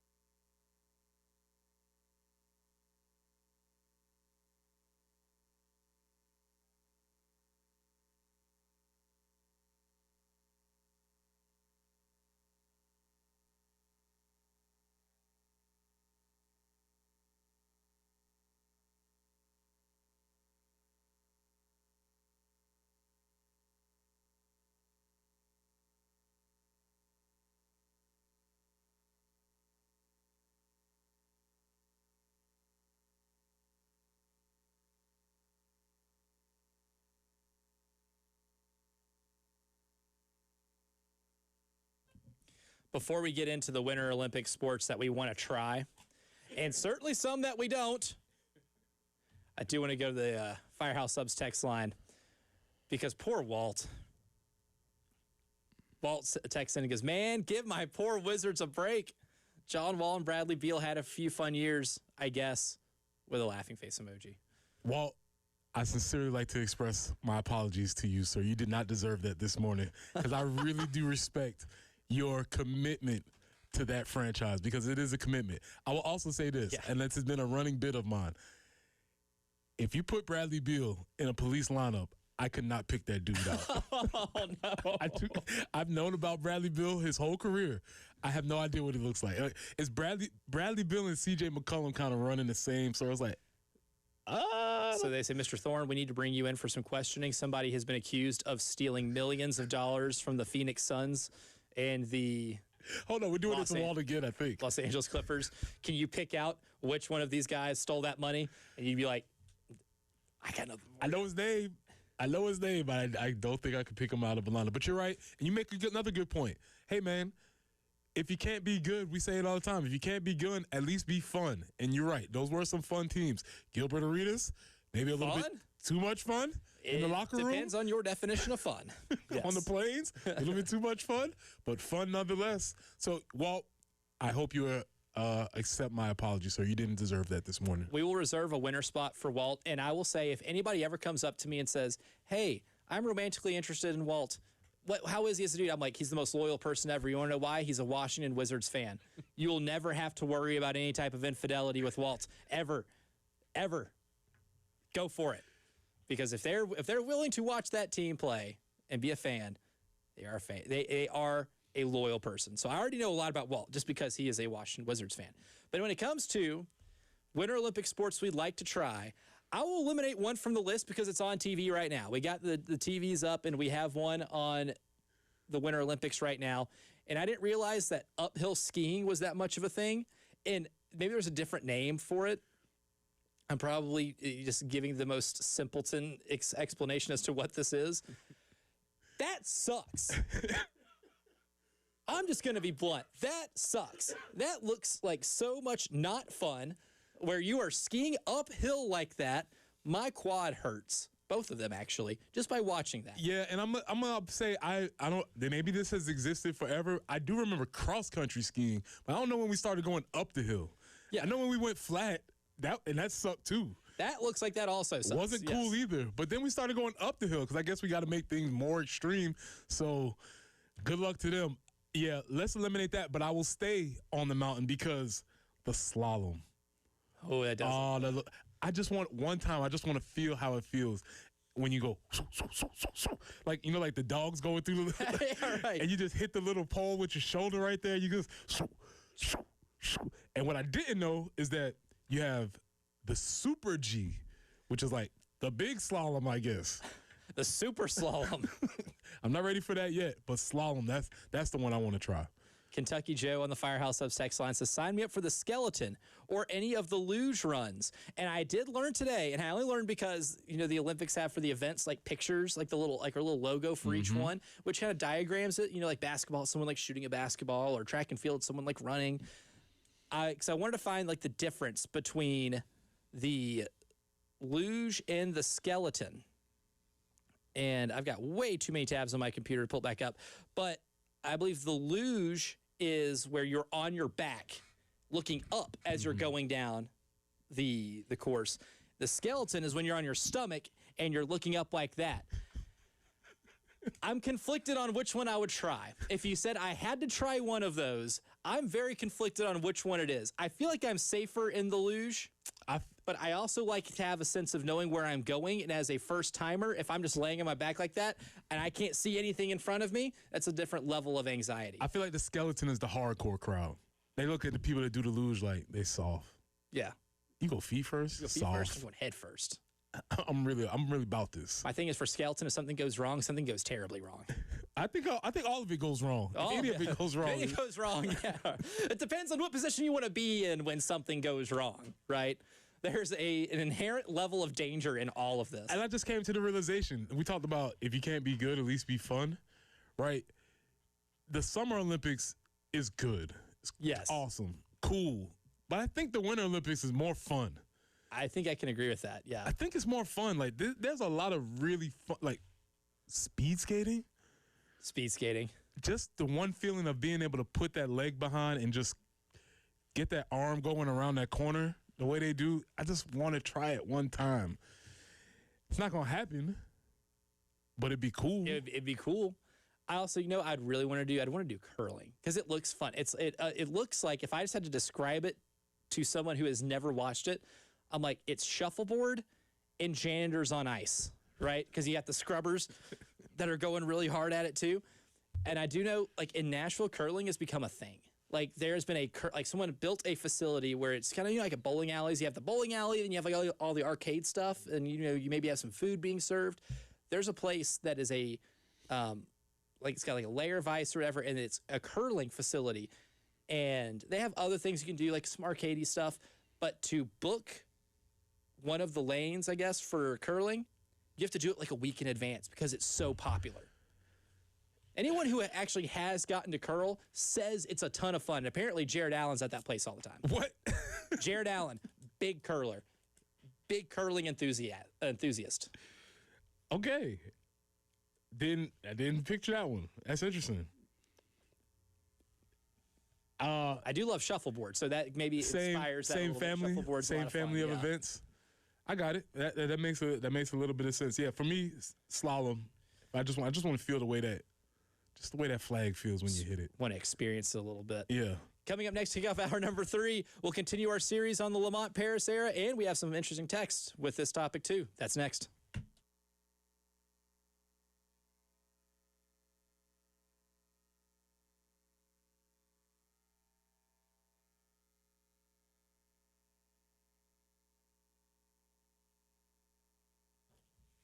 There are plenty of sports I'd like to try, but something in life I don't want to try is being caught in that pesky IRS maze. But unfortunately for millions of Americans, that is an issue for them. And if you're one of those millions of Americans in the state of South Carolina, I highly recommend giving my friend John Ecton and the Ecton Law Firm a call. 803-771-9800. You can set up a free consultation, which is one of my favorite things that they do, is allow you to talk to them, go through a lot of these issues, and see if they're a good fit. And they're a perfect fit for a lot of people because they have a local team that's been resolving income and business tax issues for good. And at the Ecton Law Firm, they definitely understand those challenges that you or your business can face. And that's why they are perfectly qualified with those proven local solutions to help you escape that IRS maze and get one step closer to a worry-free life, something we all want. Again, 803-771-9800 or go to ectonlawfirm.com. That's ECTONlawfirm.com.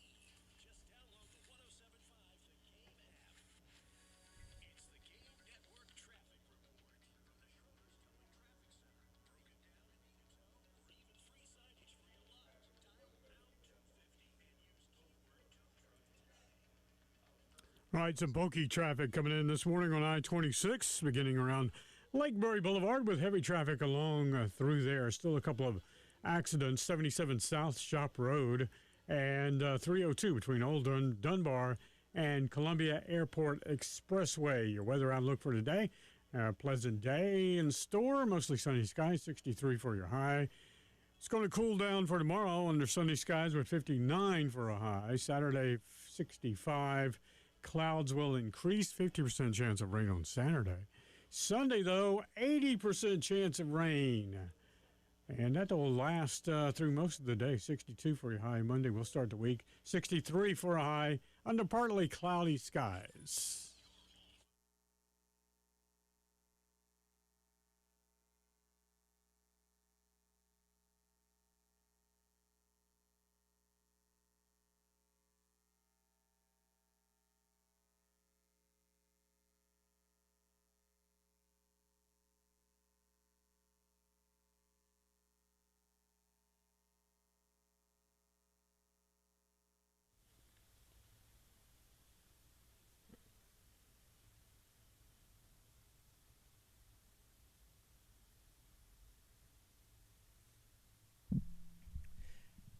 The early game third and long hour starts right now. I'm Elijah Campbell. He's Preston Thorne. Captain David Dare on the ones and twos. And in the video production room at Studio 803, our man, Randy Young, hitting the switches, making sure we look good, doing all that good stuff. And before we get into part 3 of the Lamont Paris series, which I've dubbed the dip. Okay. We had the rise, and we've had a little bit of a dip.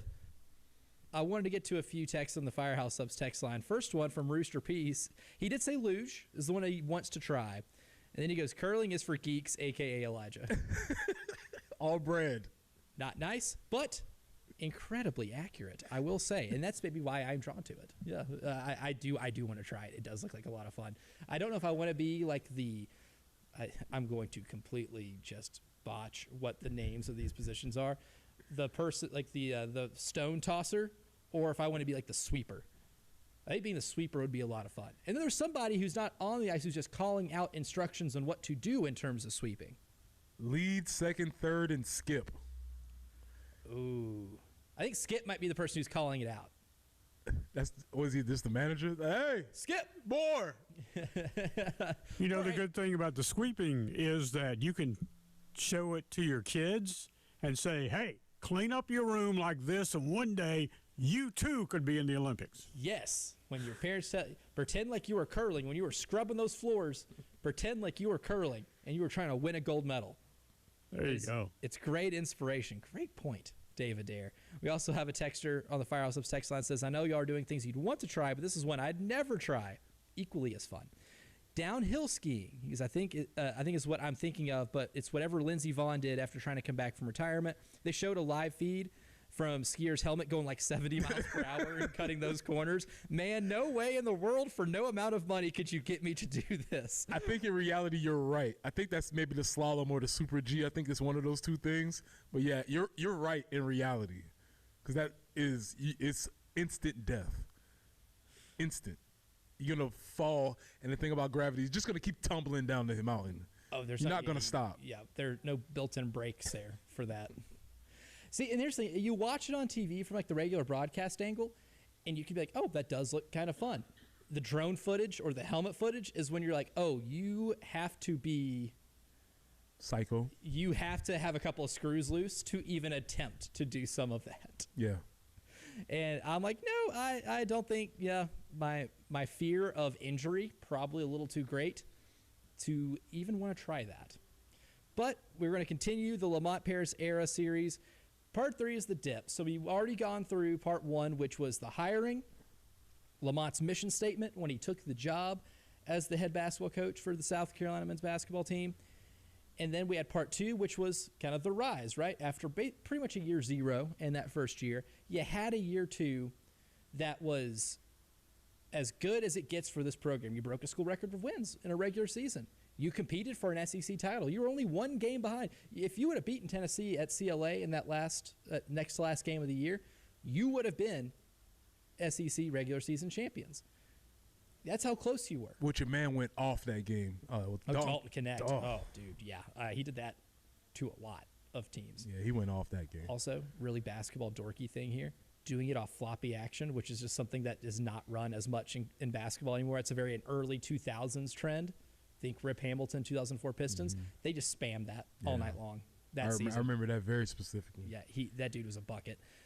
But that's how close you were. You go to the NCAA tournament. Oregon has an incredible game. They played their best basketball at the end of the year, and they, given the talent on that team, may be underseeded, but you're seeded based on what you do throughout the course of the entire season. Bad draw. Dana Altman does what Dana Altman does, and that's bounce teams that are higher seeded than his team is. So then you have a lot of optimism, though, going into the next year. Colin Murray-Boyles comes back. You have to replace a lot in the transfer portal because Talon Cooper, Michi Johnson at the time, B.J. Mack, not walking through that door. So you got to replenish.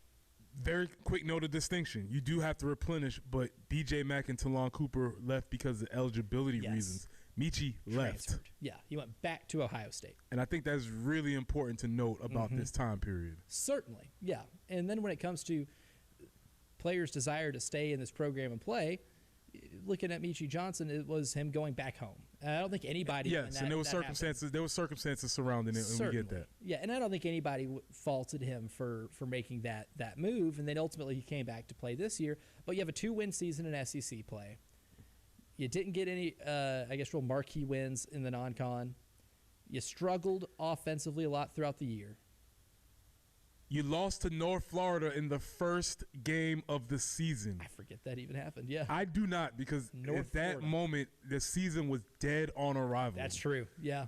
And it killed all optimism. It was like this idea of like, man, we were coming into this. We're coming off of this new season, just finished the tournament, and game one at home, you lose to North Florida, and I'm not sure if we've recovered since. I want to try to get the specific number because they led throughout most of that game. If I'm not mistaken, they led throughout most of that North Florida game and lost it late. I want to say they did lead. They're up 48-40 and with 14-10 to go in the second half, and that was their biggest lead. That was really at the time when you should have been pulling away, and then ultimately you get to 9 seconds to go, and North Florida's up 5 at that point, and the game's over. A sliding doors moment. How does the season look if you never lose that game? I think is interesting because I think that mentally sets you back a little bit. But then we saw an SEC play, which was the best year in the history of the SEC, where they got 14 teams into the NCAA tournament.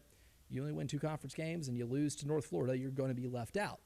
And now this year, a year that you really can't have what happened to you the season prior, happens, and they didn't lose any of the North Florida kind of games, but they've been, I would say, less competitive in SEC play, despite getting 2 wins early, whereas opposed to last year's team got them late. I would say maybe less competitive. Yes, because the thing about that last year's team is they crossed the threshold where it was like, how are we going to lose this one? They lost in a variety of ways, heartbreaking ways. Yeah, really good teams. They would find several different kinds of ways to just not get over the hump, lose in the last minute, miss a free throw, throw the ball out of bounds. Guy makes a last-second shot. When you beat, I think it was Florida, they were beating the whole game until the absolute last shot of the game. So they had these things, and that's why last year, maybe it was just the adrenaline coming off of the tournament win. I was still here, and we were losing. But we were losing competitively. CMB was fun. There were some things that were still in place where you could still figure out ways to grab. There were still things to latch onto. And I'm not sure if you can say the same thing for this year.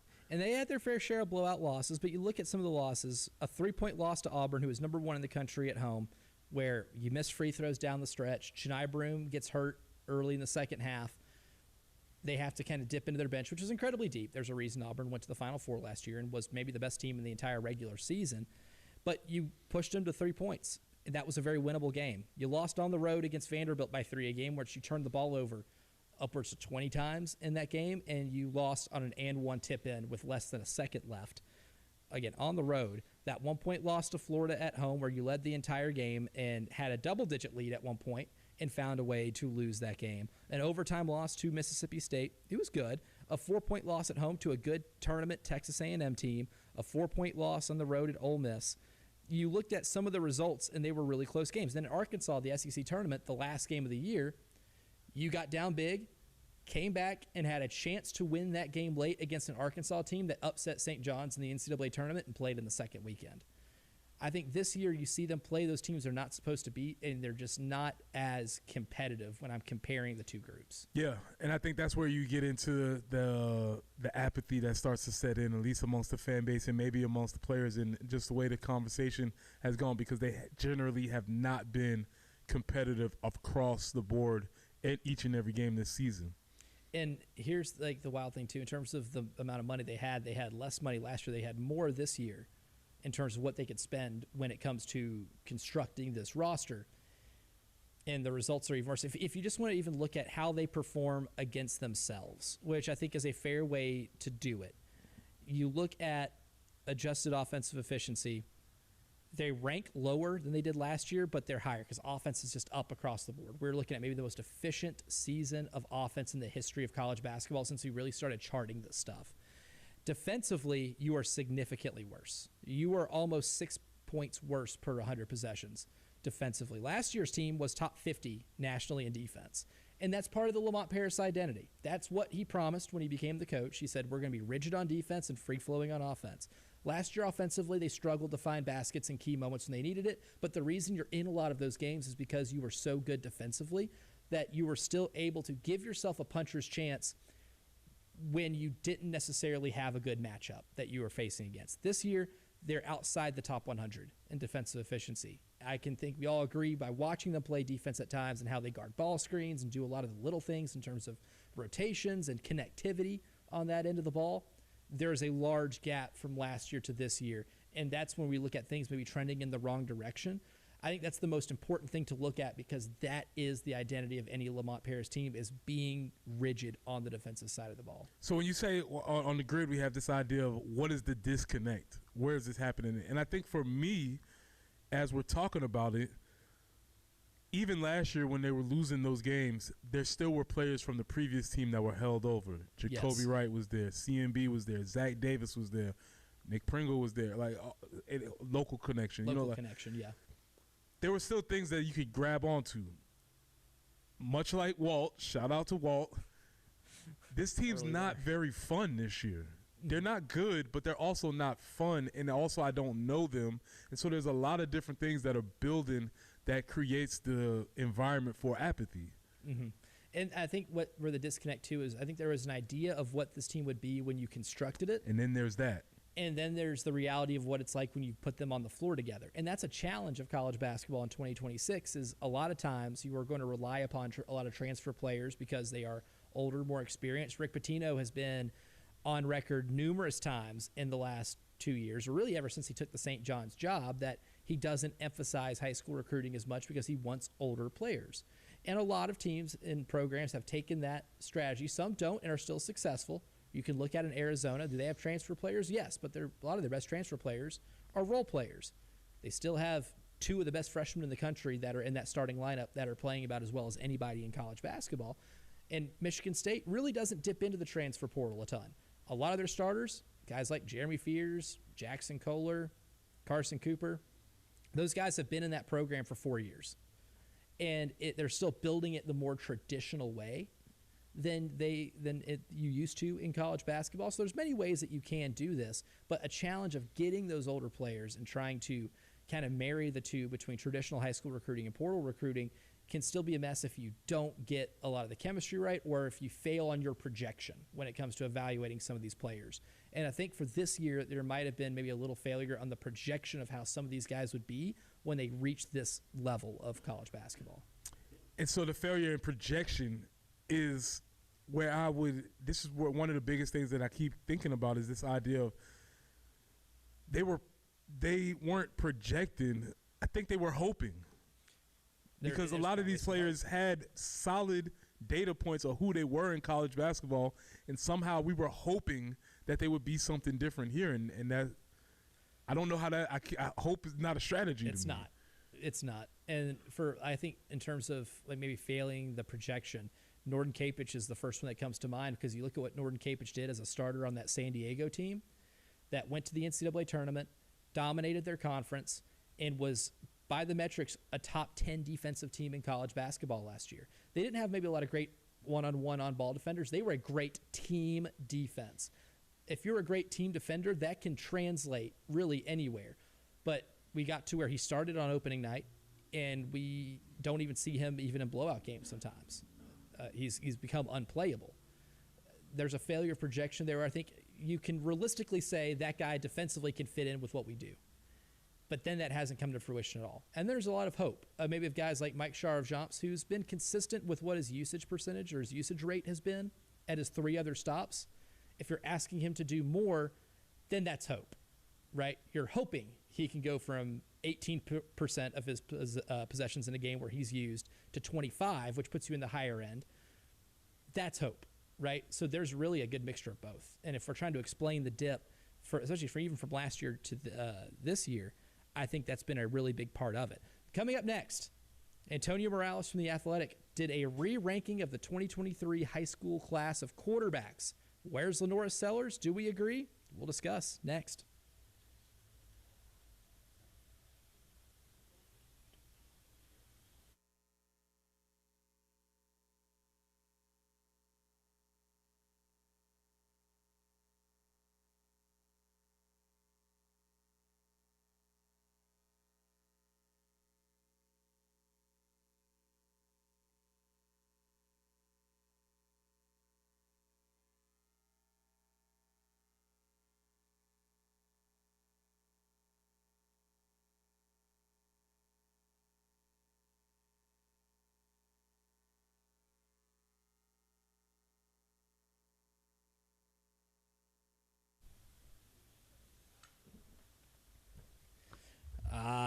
Pro Swing, one of my favorite places to go hang out and just hack at balls all day because that's about what I do. I'm not a great golfer, but I do enjoy utilizing those Golf Zone simulators at Pro Swing with all the different modes that they have where you can play a full round 18 at any course, like, I don't know, St. Andrews, one of my favorite courses on the planet, or you can do what Josh Yellman and I do, and that's just pick a par 3 at Pebble Beach and see how close you can get to getting a hole-in-one. All of those things that you can do, but one thing that Pro Swing does that's really cool is their league play, and the 2026 Spring League is coming up faster than you realize. It starts March 9th. So go ahead and get those applications in. Sign up for a team, 10 regular season weeks with 2 playoff weeks in either Chapin or the Forest Acres location. It's $40 per round, and you get 1 round per week. But if you're a member over at Pro Swing, that goes down to $25 per round. So just one of the many perks that you can get for being a member over at Pro Swing. Again, go to ProSwingColumbia.com to be able to sign up, get more information, and make sure to sign up for the 2026 Spring League.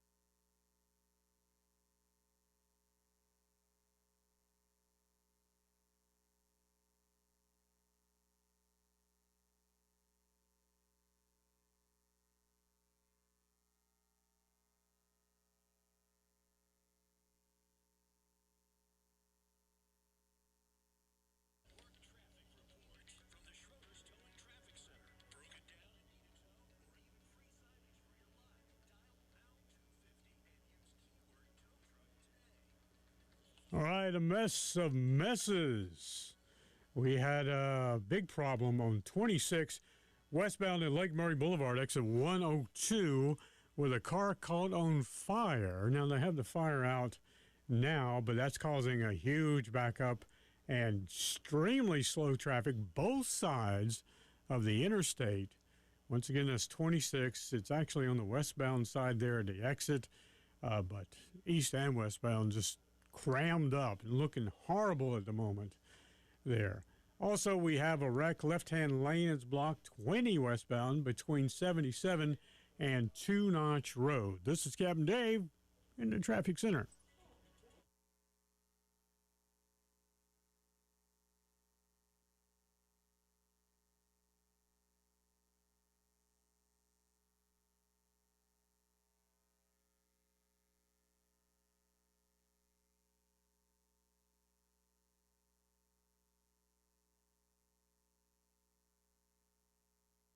Or looking at certain things in hindsight, like high school player rankings, right?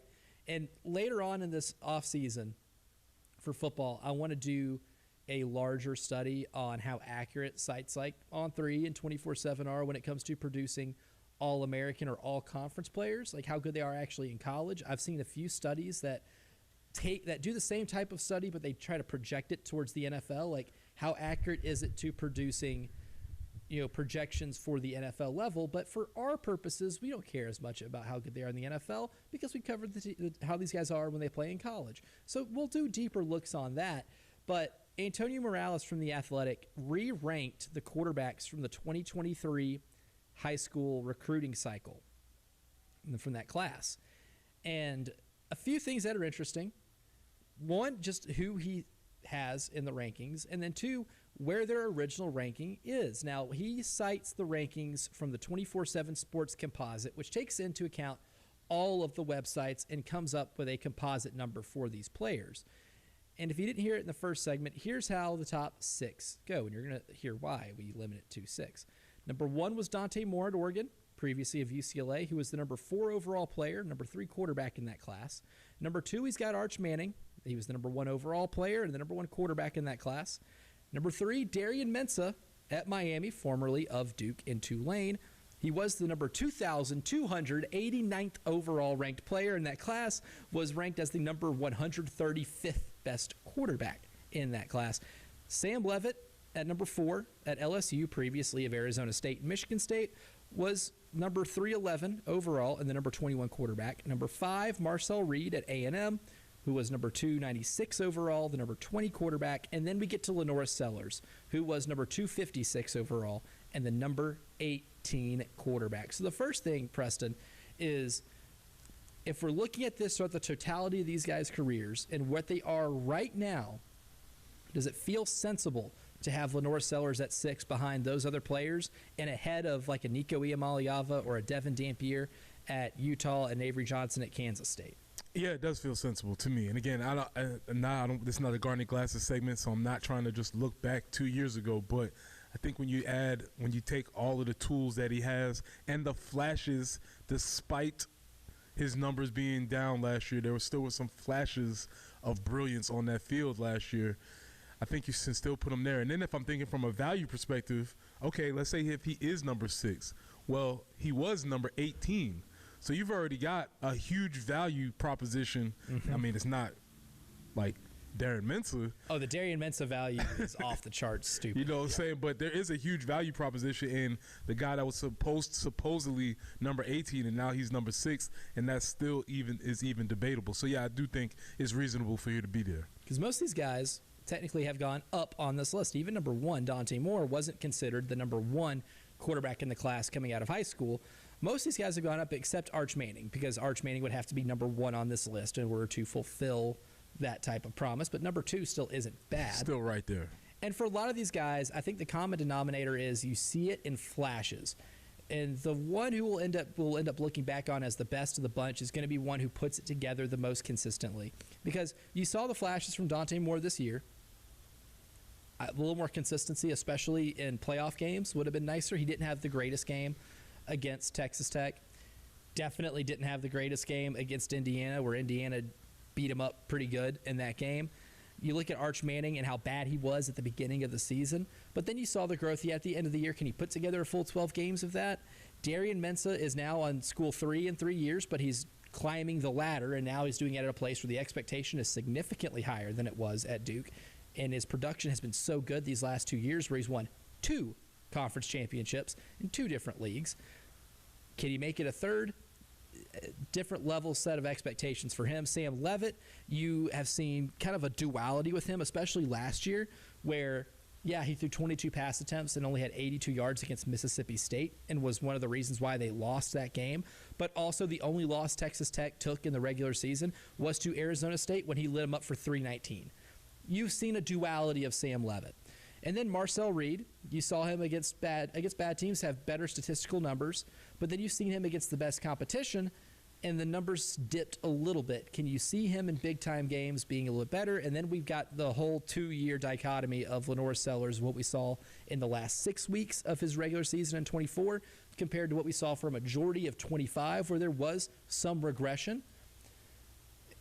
The difference between 1 and 6 is who's going to be the most consistent. And if Kendall Briles comes in here and runs his type of offense that suits Lenore's skill set, and you see that level of production more consistently, we can revisit this list at the end of the year, make our own list, and we can put Lenore's in that top 5. Right, and that's the biggest part that I talked about earlier, and it's worth repeating, the idea that even when you look at all of these lists, and I'm trying to go through just mentally in my head, but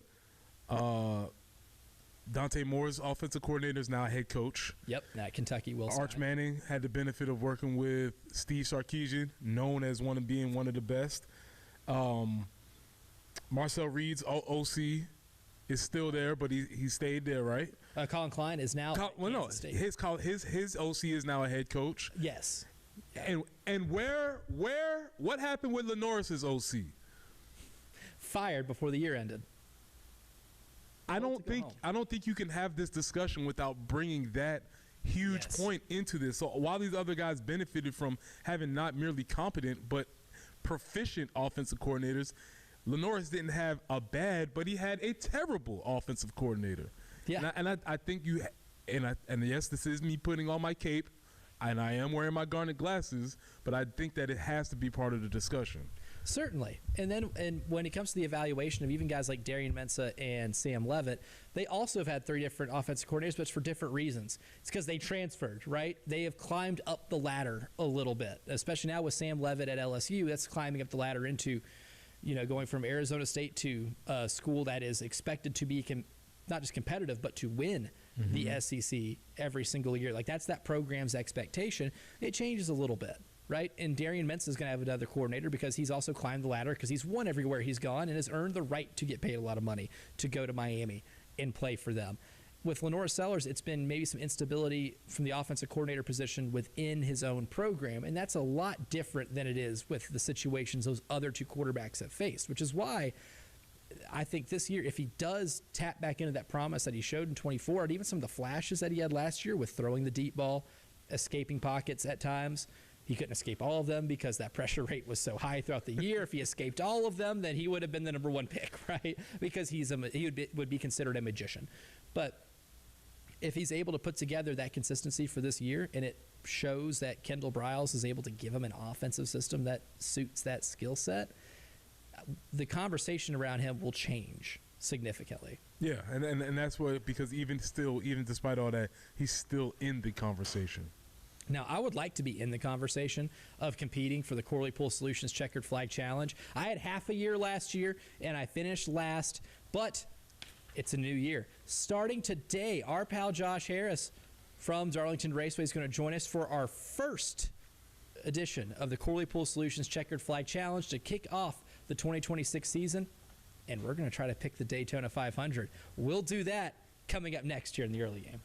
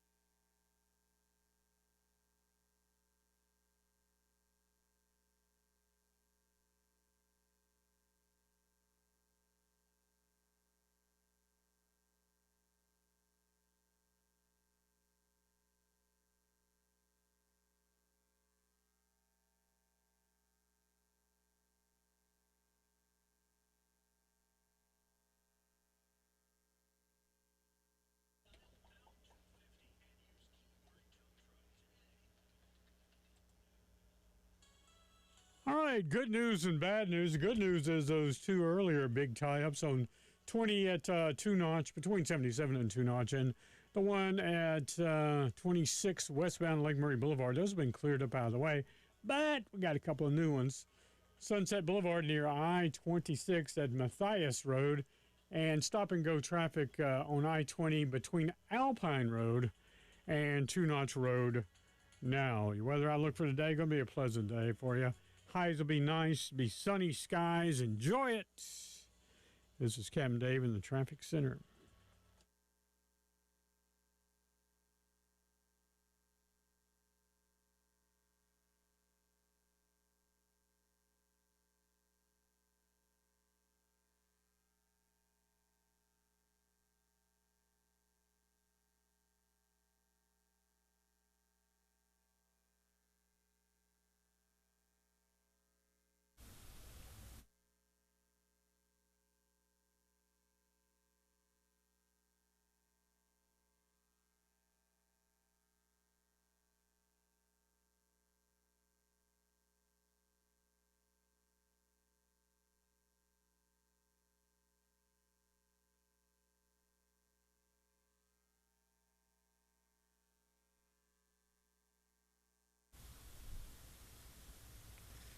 Thanks, Chris Logan.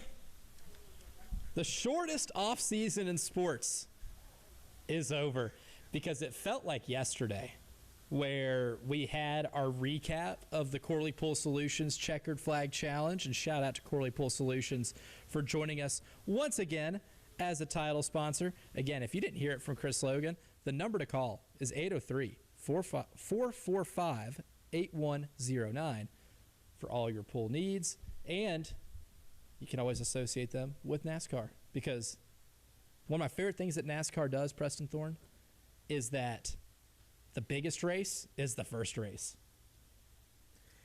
That's how you start the season. It's a grand Let's not why kickoff. wait to the end. Let's go ahead and get this thing going to kick off the season. Let's get into the meat of what's happening right now.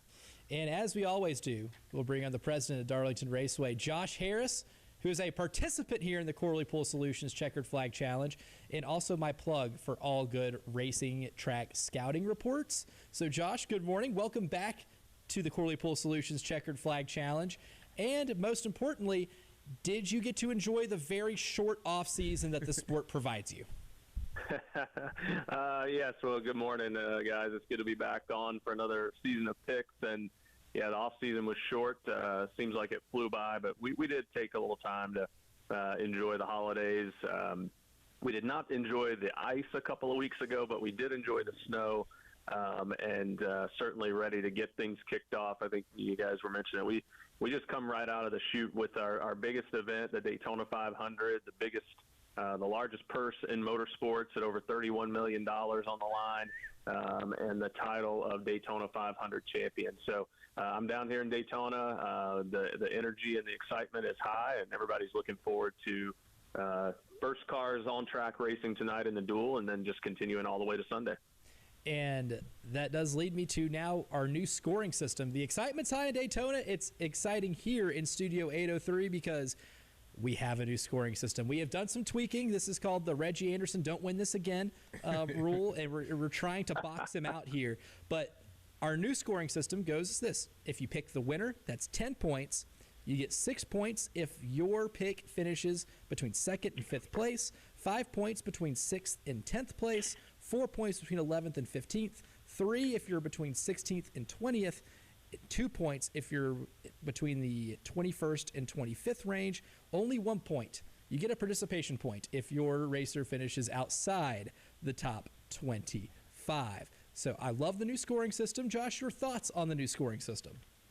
You know, it's a lot like NASCAR. You know, we've adopted the chase format for this season, going away from the playoffs and rewarding our winners with more points, but also kind of that consistency of the higher you finish, the more points you can accumulate throughout the season. So I think our format matches closely to what we're going to see in all 3 National Series this year. It's just up to us now. You got to pick winners, got to be consistent picking drivers are going to finish up in the front, so I'm looking forward to it. Josh, can we go back to really quickly what you just said about the new championship or how their NASCAR is adapting new rules this year? Yes. What is the difference between what they did last year and the new chase format? Yeah, Chase format, there's a couple of a couple of big differences. One, in the old format, if you won a race in the regular season, you were technically locked into the playoffs because a win got you in. Now, the only time that wouldn't have come into place is if there were 17 winners and then 16, playoff competitors, but we never really ran into that situation. So a win would lock you in. That's no longer the case, but a win does pay you more points this year than it has in the past. So there's a bonus for winning. First 26 races, just like last year, we'll go through and set the field. We still have stage points during the races. We still have the stage breaks, those things. But really, once you get to the end of the regular season at Daytona and then coming to Darlington Labor Day weekend, we'll reset. We'll take the top 16 in points. They'll reset their points one time, giving bonus points to whoever finished highest in the regular season and working their way down. And then from there, it's 10 races, very same format. You get extra bonus points for winning, but it's whoever accumulates the most points over those final 10 races. So it brings in an element of consistency that our fans have really been asking for. We don't have the three-round cutoffs and advancing anymore and resetting of the points. I think that got a little confusing. So this is kind of a hybrid back to rewarding season-long consistency with an added bonus for winning. Now, Josh, before we get to making our picks, my favorite thing about the Daytona 500 is that you get a very random selection of racers who are incredible, that are great throughout the season. Big names win this thing, but also every now and then, kind of like the Masters, you get somebody out of nowhere who ends up winning this thing. What about this racetrack and this race makes this thing so conducive to randomness? Yeah, the horsepower on these cars is throttled down just a little bit. So it's one of those things where the cars are running in tighter packs. So they don't get stretched out like some of the other tracks do. And that really helps keep them together. And then it's really about working the draft. So cars in a line will go faster than single cars, and there's a skill to that drivers have to kind of master. And so you've seen guys over the time that maybe smaller, from a smaller team or something, that they did not have the ability, maybe on a week-to-week basis at a mile and a half, to always compete with the Hendricks and the Penske's and some of the top teams. But at a drafting track where it kind of equalizes that, they can put other skills in play, and you see a little bit more guys that you don't always hear up at the front of the race sometimes will be there at the end. I think a great example, Ricky Stenhouse Jr. runs for a single car team that's not supported by these big teams, and he's a Daytona 500 champion. He's won multiple drafting track races, and he's mastered that skill. It's not he's just lucking into it. He is really good at this style of racing, and he may not always be up there on a mile and a half or some of the other tracks consistently, but teams will target some of these events to try and really elevate their season. And now it's time to make some picks. Before we do that, last season standings: Reggie at 130, Preston 125, Josh at 117, and myself and Jen tied it last at 112. And we will use the order to use the standings rather to determine the order. Therefore, Reggie goes first. He texted in and he chose Ricky Stenhouse Jr. So that takes us now to pick number 2, Preston Thorne. Give me Ryan Blaney. Ooh, good call. Good call. Preston takes Ryan Blaney. So Blaney and Stenhouse Jr. off the board. Now that takes us to Josh. Well, Preston, I really like that pick. One of my top considerations. But even before we had Daytona 500 pole qualifying last night, I was feeling this guy, and he's on the pole. So I think Kyle Busch gets his first Daytona 500 win this year. Ooh, love it. And that was also Jen's number 2 pick. So Jen's number 1 option, Ryan Blaney, off the board, and number 2, Kyle Busch, off the board, which leaves her with Joey Logano from her tiered list here. And now I am last. Even though Jen and I tied, I have to pay my dues in this bad boy. It's my first full year. I will take going in last here. But that leads me to taking one that was on Jen's list, but high up there in odds, and I love the name. Give me William Byron to win this one. Going for the 3-time back-to-back-to-back Daytona 500 wins. That would be the first time that's ever happened. So you could be part of making history on Sunday. And I am a history buff, Josh Harris. This is a more of a me pick than I anticipated when we started this thing at the very beginning. It's actually very suitable. That's Josh Harris from Darlington Raceway, the president at Darlington Raceway. Josh, appreciate your time as always, my man. All right, we'll talk to you guys next week. Appreciate you. Good stuff from Josh in our first edition of the 2026 Corley Pool Solutions Checkered Flag Challenge. We tried to pick winners, but we'll give you our winners for today's show coming up next.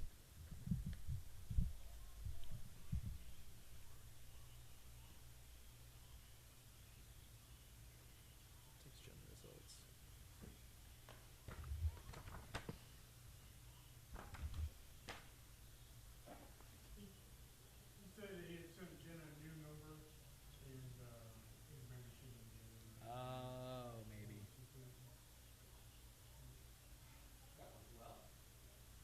Oh, yeah. That looks really good. That looks really good. Stenhouse Jr. It would have been hard for him to go live on Daytona. Oh, that would be, Yeah. I would say the cellular. Like his home track, NASCAR has strict ethics rules. Oh, I bet they do. Yeah. Yeah. When I was going through to be able to do video, oh my God, Strict. they call it the buff. You can stand right here. That's it. And that's it. Ooh. So you're telling me they are definitely fun policing it.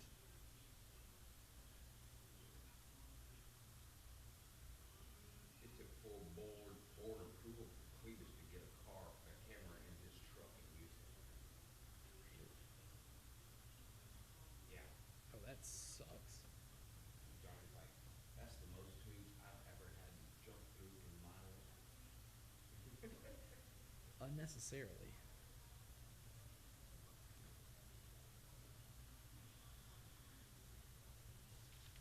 Varnish buff, varnish buff.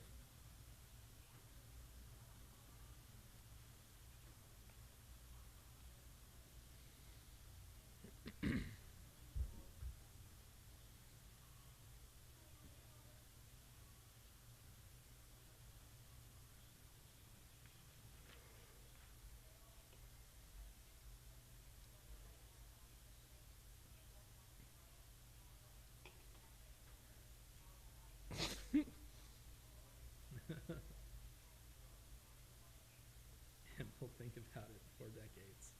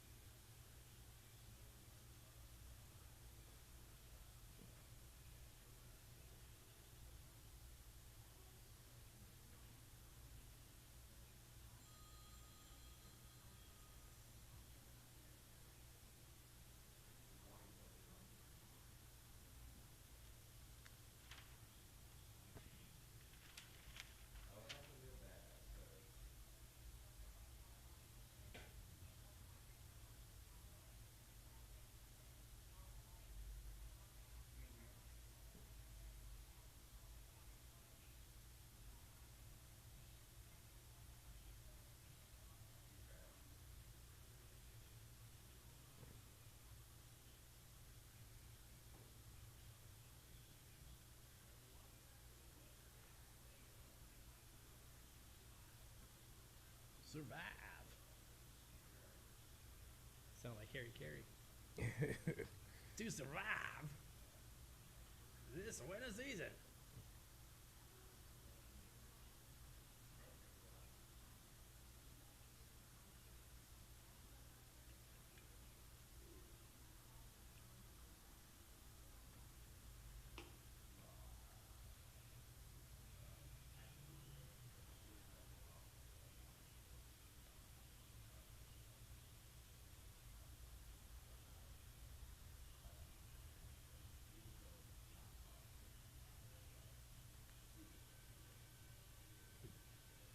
Winner sounder.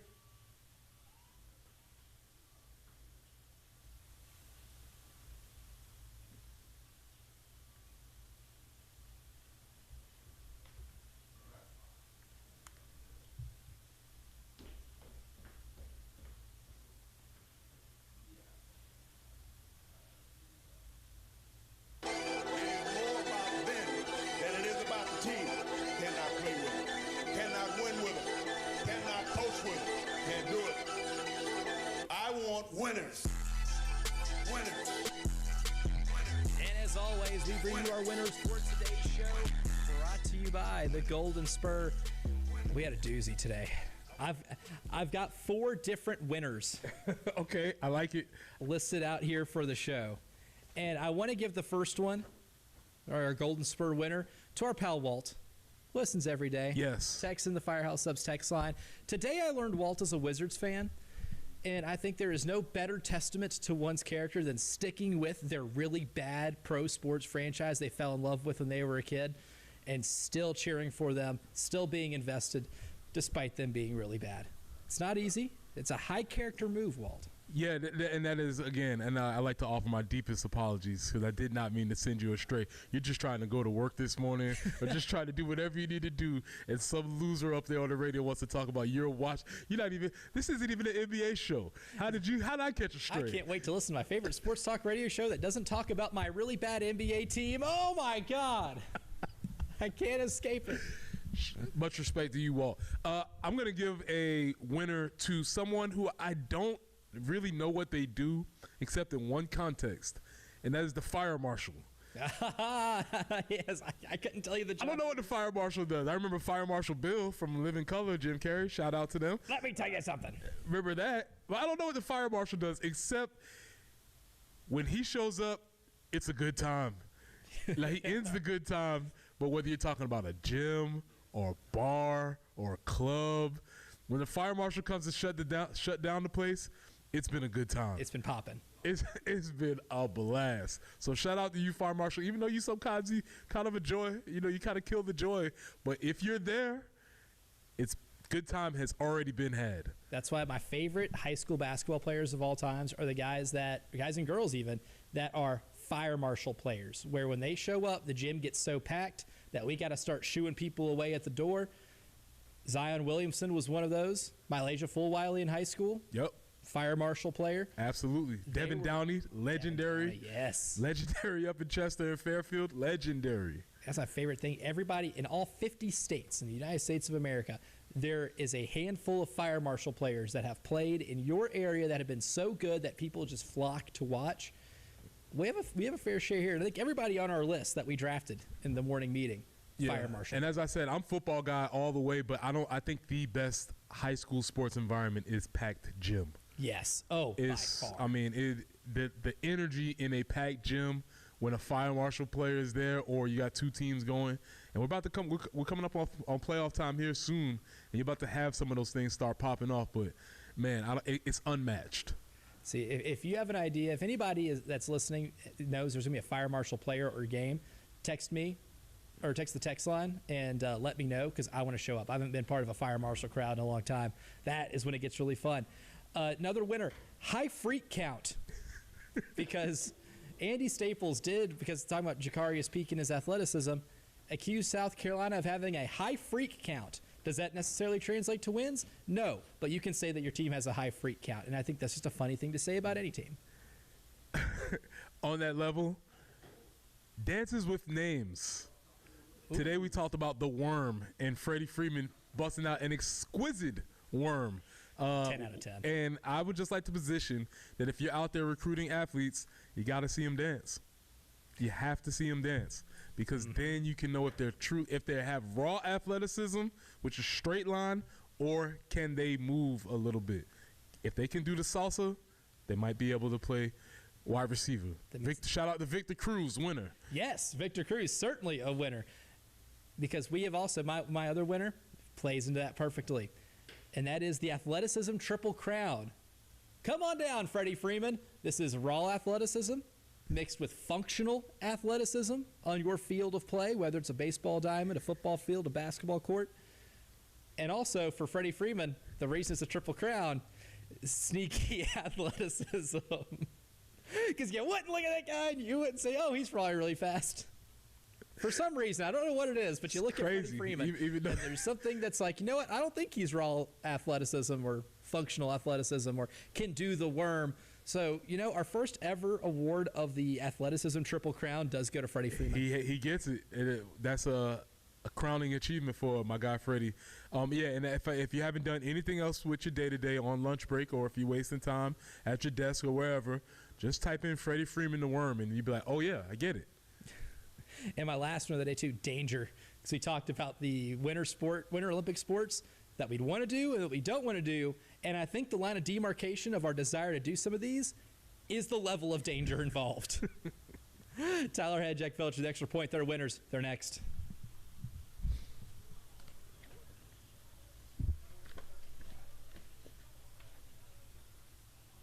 Sneaky athleticism.